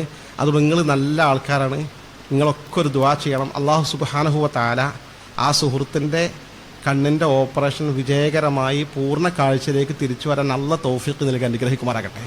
പക്ഷേ നമ്മൾ നല്ലൊരു സ്ഥലത്തുമാണ്, നല്ലൊരു മജ്ലിസിലുമാണ്, ഇൽമിൻ്റെ അഹിലുകാരാണെങ്കിൽ എത്ര നമ്മളൊക്കെ തെറ്റ് ചെയ്താലും ഇൽമിനെ അള്ളാഹ്ക്കും അള്ളാഹുവിൻ്റെ റസൂലിനും ഭയങ്കര ഇഷ്ടമാണ്. അള്ളാഹ് നമ്മളൊക്കെ പുറത്തു തരട്ടെ, നല്ല ആലിമീങ്ങളാക്കി ദീനിന് ഉപകാരം ചെയ്യുന്ന സുന്നത്ത് ജമാഅത്തിലെ പണ്ഡിതന്മാരൊക്കെ അള്ളാഹ് നമ്മൾ വളർത്തി തരട്ടെ. അപ്പോൾ റസൂലുള്ള ഇദ്ദേഹത്തിൻ്റെ ഈ നിർബന്ധ ബുദ്ധി കണ്ടപ്പോൾ തങ്ങൾ അദ്ദേഹം നിർദ്ദേശം മുജാഹിദ് പറഞ്ഞ പറയുകയാണെങ്കിൽ, എടാ അന്നജ് പോയി അള്ളാഹോട് പ്രാർത്ഥിച്ചോ, ഞാനും പ്രാർത്ഥിക്കാം, അല്ല ബന്ധം ഇവിടെ ഒന്ന് പറഞ്ഞിട്ട് എന്ന് പറയണ്ടേ? അങ്ങനല്ല, നേരെ തങ്ങൾ അദ്ദേഹത്തോട് പറഞ്ഞു, ഇദ്ഹബ് ഇലാ ബൈത്തിക, നീ എവിടേക്ക് പോയിക്കോ, വീട്ടിലേക്ക് വിട്ടോ. വീട്ടിൽ ചെന്നിട്ട് വതവല്ല ഉളുവക്കൽ സ്വല, നിസ്കാരത്തിന് ഒലു ചെയ്യുമ്പോൾ ഒരു ഒലു ചെയ്തോ. എന്നിട്ട് വസല്ലി റക്അത്തൈൻ, എത്ര റക്അത്ത് നിസ്കരിച്ചോ? 2 റക്അത്ത്. പിന്നെ ഇപ്രകാരം നീ പ്രാർത്ഥിച്ചോ. എങ്ങനെ പ്രാർത്ഥിക്കേണ്ടത്? അല്ലാഹുമ്മ ഇന്നി അസ്അലുക വ അതവജ്ജഹു ഇലൈക ബിനബിയിക മുഹമ്മദിൻ നബിയ്യിർ റഹ്മ യാ മുഹമ്മദ് ഇന്നി അതവജ്ജഹു ബിക ഇലാ റബ്ബി ലിയഖ്ലി ഹാജതി അല്ലാഹുമ്മ ശഫ്ഇ ഫീ വശഫ്ഇനി ഫീ നഫ്സി. അല്ലാഹു ഇരു കരങ്ങൾ ഉയർത്തിക്കൊണ്ട് വിനയാന്വിതനായ നിന്നിലേക്ക് ഞാൻ അഭിമുഖീകരിച്ചിരിക്കുന്നു. ബി നബീക മുഹമ്മദ് നബിയ്യിർ റഹ്മ, കാരുണ്യത്തിൻ്റെ കേദാരമായ മുത്ത് മുഹമ്മദ് നബിയെ മുൻനിർത്തിക്കൊണ്ട്. യാ മുഹമ്മദ് പോരാ, തങ്ങൾ വിളിക്കണം, മുഹമ്മദ് നബിയെ ഇന്നി അതവജ്ജഹു ബിക ഇലാ റബ്ബി, നിങ്ങളെ മുന്നിൽ വെച്ചിട്ട് എൻ്റെ റബ്ബിലേക്ക് ഞാൻ തിരിഞ്ഞിട്ടുള്ളത്. ലിയഖ്ലി ഹാജതി, എൻ്റെ കണ്ണിൻ്റെ കാഴ്ച തിരിച്ചു കിട്ടാൻ വേണ്ടി. അല്ലാഹുമ്മ ശഫ്ഇ ഫീ വശഫ്ഇനി ഫീ നഫ്സി എന്ന് പ്രാർത്ഥിക്കാൻ നിർദ്ദേശിക്കുന്നു. നമുക്ക് ഈ സംഭവം റിപ്പോർട്ട് ചെയ്ത ഉസ്മാൻ ഇബ്നു ഹനീഫ് പറയുകയാണ്, ഫവല്ലാഹി ലം യത്തുൽ ബിനൽ കലാം, അള്ളയാണ് സത്യം, ഞാനും നബി തങ്ങളുടെ സംസാരം ദീർഘിച്ചു പോയിട്ടില്ല. കാരണം ഇയാൾക്ക് പോയി ഒതുർത്തി 2 നിസ്കരിച്ചാൽ വീട്ടിൽ പോയി തിരിച്ചാൽ അധികം സമയമുണ്ടല്ലോ, ഞങ്ങൾ വർത്താനം കഴിഞ്ഞിട്ടില്ല. അപ്പോഴേക്കും നേരത്തെ കണ്ണ് കാഴ്ചയില്ലെന്ന പരാതിയുമായി ഇവിടെ വന്ന ആ അന്ധരായ മനുഷ്യൻ 2 കണ്ണുകൾക്കും തിളക്കമാർന്ന കാഴ്ചയോടുകൂടി ഇലാ ഹദ്റത്തി റസൂലില്ലാഹി തിരിച്ചെത്തി. അവർ പ്രതിസന്ധി ഘട്ടം വന്നപ്പോൾ തങ്ങൾ ദുആ ചെയ്യാൻ എങ്ങനെ പറഞ്ഞത്? നബി തങ്ങളെ വിളിക്കുക, തവസ്സുൽ ചെയ്യുക, എന്നിട്ട് എന്ത് ചെയ്യുക? അള്ളാഹുവിനോട് ദുആ ചെയ്യുക. ഇതേ രീതി ശരിക്കും അവിടെ ഖുതുബിയത്തൊക്കെ അങ്ങനെ തന്നെ അല്ലേ? ഇവിടെ 2 റക്അത്ത് നിസ്കാരം പറഞ്ഞു നബി തങ്ങൾ. ആ 2 റക്അത്ത് നിസ്കാരം ഈ 6 വട്ടം റിപ്പീറ്റ് ചെയ്യണമെന്ന് മാത്രം ഖുതുബിയത്ത് അല്ലേ? 12 റക്അത്താക്കും. എന്നിട്ട് ഇതേപോലെ തന്നെ മൊഹീദി ശേഖിനെ വിളിക്കും, എന്നിട്ട് അള്ളാഹുവിനോട് പ്രാർത്ഥിക്കും. അങ്ങനെ തന്നെ അല്ലേ? മൊഹീദി ശേഖിനെ 1000 വട്ടം വിളിച്ചിട്ട് ഇലാഹി അന്ത മഖ്സൂദി വരിളാക മത്ലൂബി. ഏത് ത്വരീഖത്തിലാണെങ്കിലും അതിലെ വിറുദുകളും ദിക്റുകളും ഇങ്ങനത്തെ രീതികളൊക്കെ ഒരു ബേസ്മെന്റ് ഖുർആനിലും ഹദീസിലും ഉണ്ടാവും. അതിനെ അനുസൃതമായിട്ടാണ് ഇപ്പോൾ അവിടെ ശരിക്ക് ആ ഹദീസിൽ പറഞ്ഞതുപോലെ ഈ സംഭവം. ഇതുപോലെ തന്നെ ഒരുപാട് സംഭവങ്ങൾ കാണാം. ഈ രീതിയിൽ ഇതൊക്കെ അടിസ്ഥാനപരമായി സ്ഥിരീകരിക്കപ്പെട്ട കാര്യം. ഇപ്പോൾ ഇമാം ഷാഫി റളിയല്ലാഹു അൻഹു പറയുന്നു, അദ്ദേഹം ബാഗ്ദാദിലായിരുന്ന കാലത്ത് ബാഗ്ദാദിന്റെ പ്രത്യേകത അബൂ ഹനീഫ ഇമാമിന്റെ ഖബറുണ്ട്. അബൂ ഹനീഫ ഇമാം എന്ന് പറയുമ്പോൾ നമ്മുടെ ഷാഫി ഇമാമിന്റെ കുറച്ച് മുമ്പ് വഫാത്തായ മഹാന, വലിയ ആദരവാരൊക്കെ തമ്മിൽ. അപ്പോൾ ബാഗ്ദാദിലായിരുന്ന കാലത്ത് സമയത്തു ഷാഫി യഖൂൽ, ഇമാം ഷാഫി തങ്ങൾ പറയുന്നത് ഞാൻ കേട്ടു, ഹദീസ് ഉദ്ധരിക്കുകയാണ്, ഇന്നി അതബറകു ബി അബി ഹനീഫ, ഞാൻ അബു ഹനീഫ ഇമാമിനെ കൊണ്ട് ബറക്കത്തെടുത്തിരുന്നു ബാഗ്ദാദിലായിരുമ്പോൾ. എങ്ങനെ ബറക്കത്തെടുത്തിരുന്നത്? വഅജീഉ ഇലാ ഖബ്രിഹി കുല്ല യൗം, അബു ഹനീഫാമിന്റെ ഖബറിലേക്ക് ഞാൻ ദിവസേന പോകും.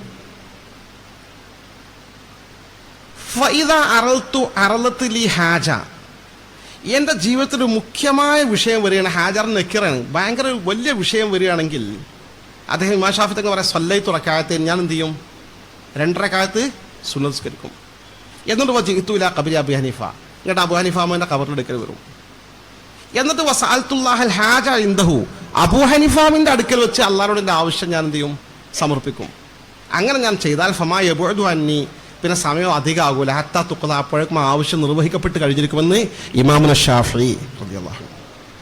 ഈ പറയുന്ന തവസ്സുലും അതുപോലെ ഈ തബറുക്ക് ബറക്കത്തെടുക്കുക എന്ന സംഭവം, അതുപോലെ ഇസ്തിഗാസയും സാർവത്രികമായ ഇസ്ലാമിൽ സ്വാലിഹീങ്ങളായ ആളുകൾ 14 നൂറ്റാണ്ട് കാലം നടത്തി വരുന്ന കാര്യമാണ്, ഇസ്ലാമിൽ സ്ഥിരീകരിച്ച കാര്യമാണ്.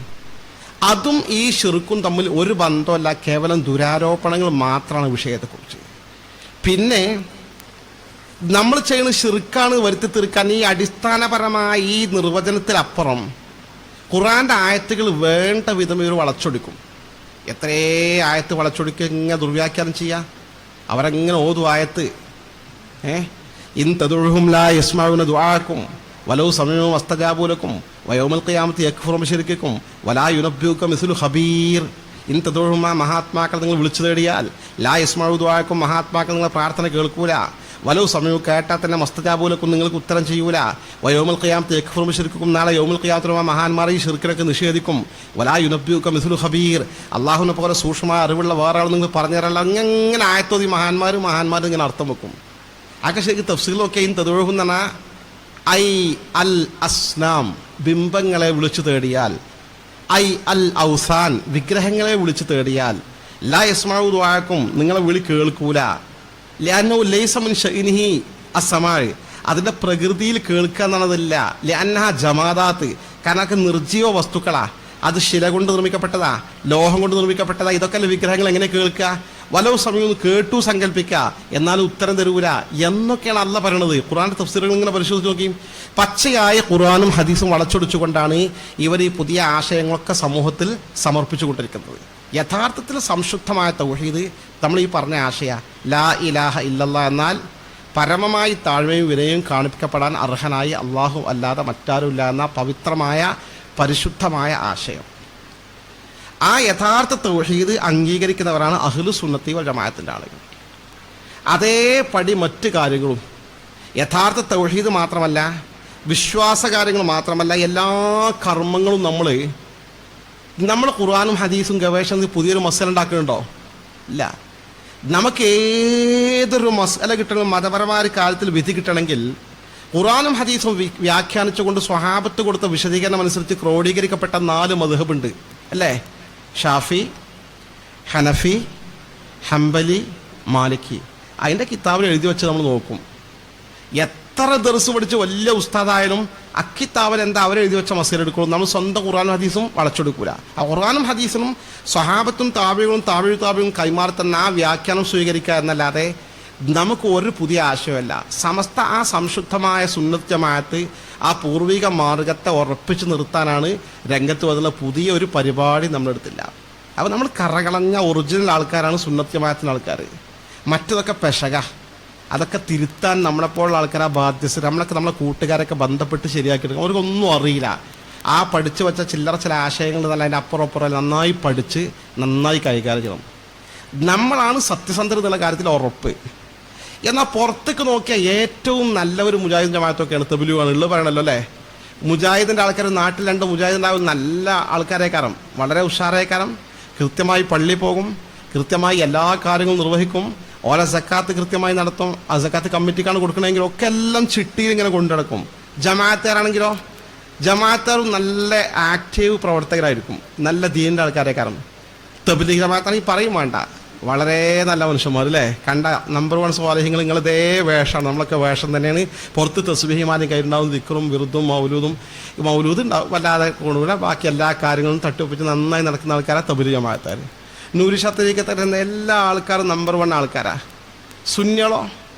സുന്നികൾ നോക്കിയാൽ ഏറ്റവും മോശക്കാരാരാണ് നാട്ടിലിറങ്ങിയാൽ? സുന്നികളാ. ഒരുപാട് മുജാഹിദായ നന്നായി ആൾക്കാർ, ജമാഅത്താൽ നന്നാവും, തബ്ലീഗാൽ നന്നാവും, നൂരിഷാൽ നന്നാവും, സുന്നി മോശം. ഇങ്ങനെ ഒരു കാഴ്ചപ്പാടാണ് നമ്മുടെ നാട്ടിലൊക്കെ മൊത്തം. സത്യത്തിൽ ഏറ്റവും നല്ലത് ഏതാണ്? സുന്നിയ.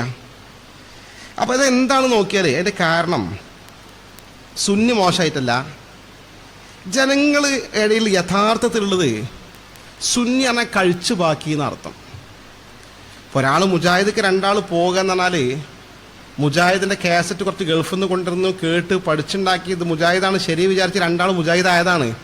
അപ്പം ആ മുജാഹിദ് അനുസരിച്ച് എങ്ങനെ ജീവിക്കണം പഠിച്ചതനുസരിച്ച് അങ്ങനെ നന്നായിട്ട് നല്ല മുജാഹിദായി പോകണം അവർ.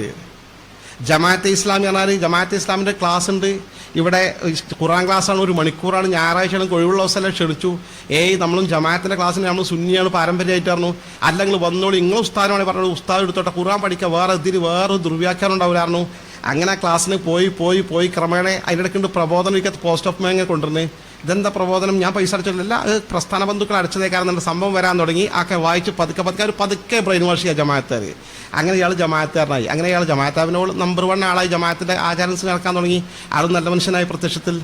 തബ്ലീഗുകാരും അങ്ങനെ തന്നെ ഒരു നാട്ടിൽ ചെന്ന് അങ്ങനെ തർത്തീബാക്കി കാര്യങ്ങളാക്കിയിട്ട് ഇങ്ങനെയൊക്കെ കൂടി ക്ലാസ്സൊക്കെ കഴിയുമ്പോൾ നല്ല ക്ലാസ്.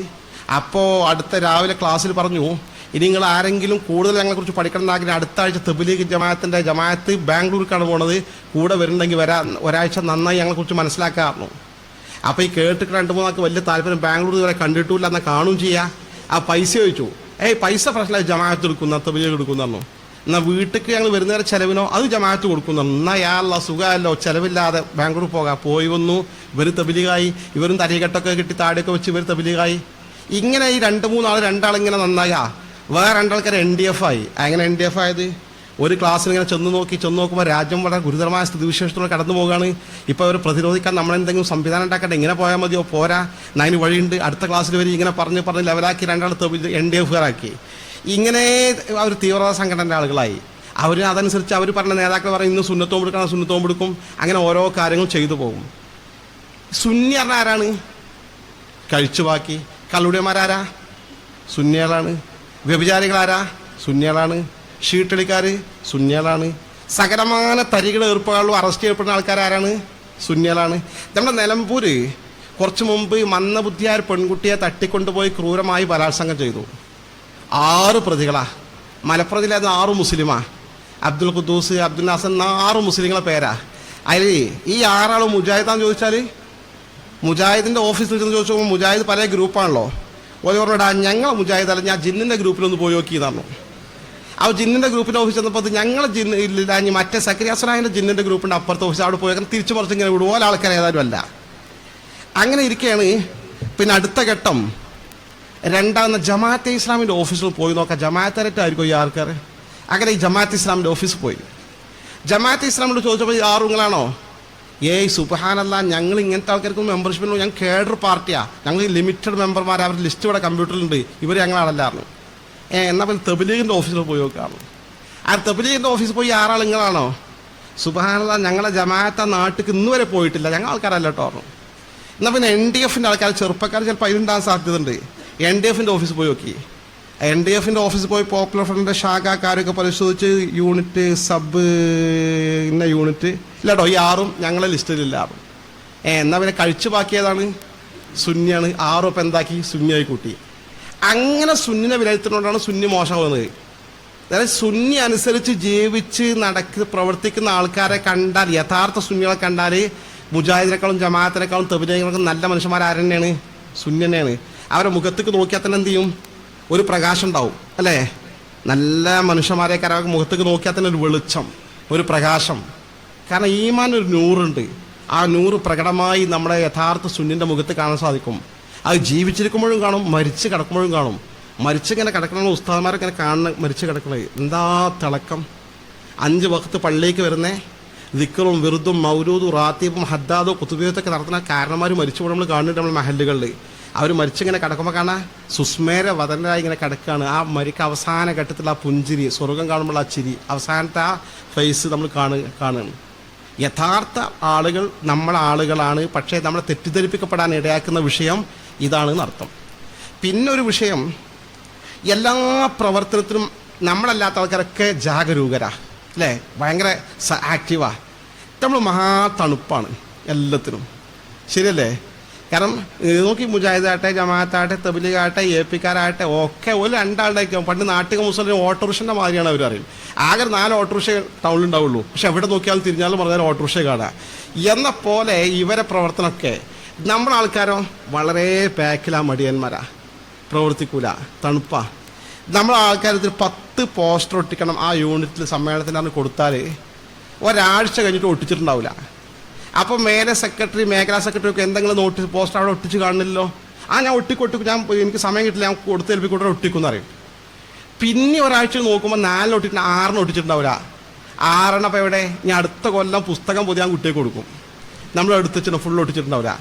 നേരെ മറിച്ച് മറ്റേ പാർട്ടിക്കാരൊക്കെ എന്താ ചെയ്യും? 4 കൊടുത്തിക്കണമെങ്കിൽ അതിന് 4 ഫോട്ടോസ്റ്റാറ്റും കൂടി എക്സ്ട്രാ എടുത്തിട്ട് അത് എവിടെയെങ്കിലും ഒട്ടിക്കല്ല, അതൊരു പോസ്റ്റ് മന്തി നല്ലൊരു ചട്ടക്കടലാസമൊക്കെ പതിച്ചിട്ട് ഭദ്രമായി കെട്ടിത്തൂക്കി ആളുകൾ കാണാൻ അന്തസ്സിൽ വെക്കും.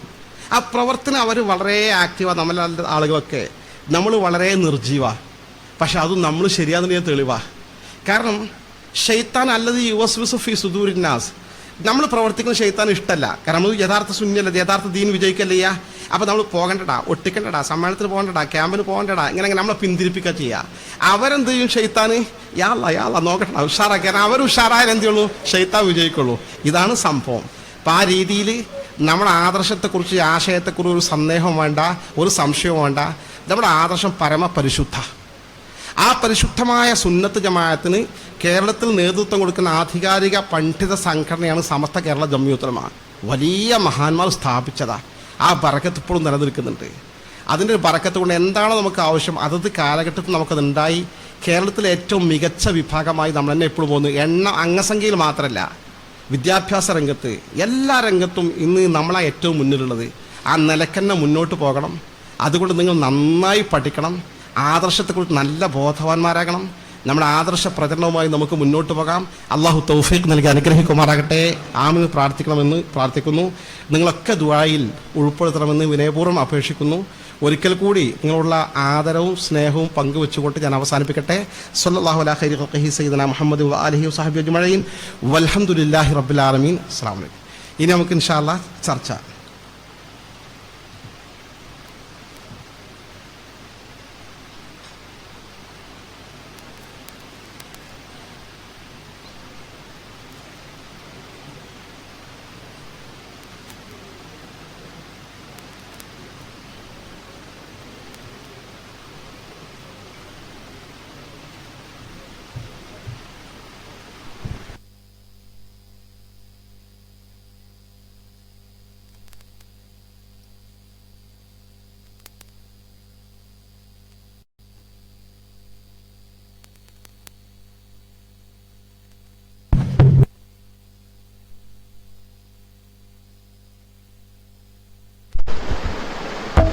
ഓക്കെ, ചോദ്യം ഒരാൾ ചോദിക്കുക, ഉത്തരം വേറെ ആൾ പറയും ചെയ്യുക. അങ്ങനെ പോരെ? കൂട്ടത്തിൽ ഞാനും കൂടും. ഇൻഷാ അല്ലാ. പറയാൻ പറ്റിയ ആൾക്കാർ മറുപടി പറയണം ഇൻഷാ അല്ലാ.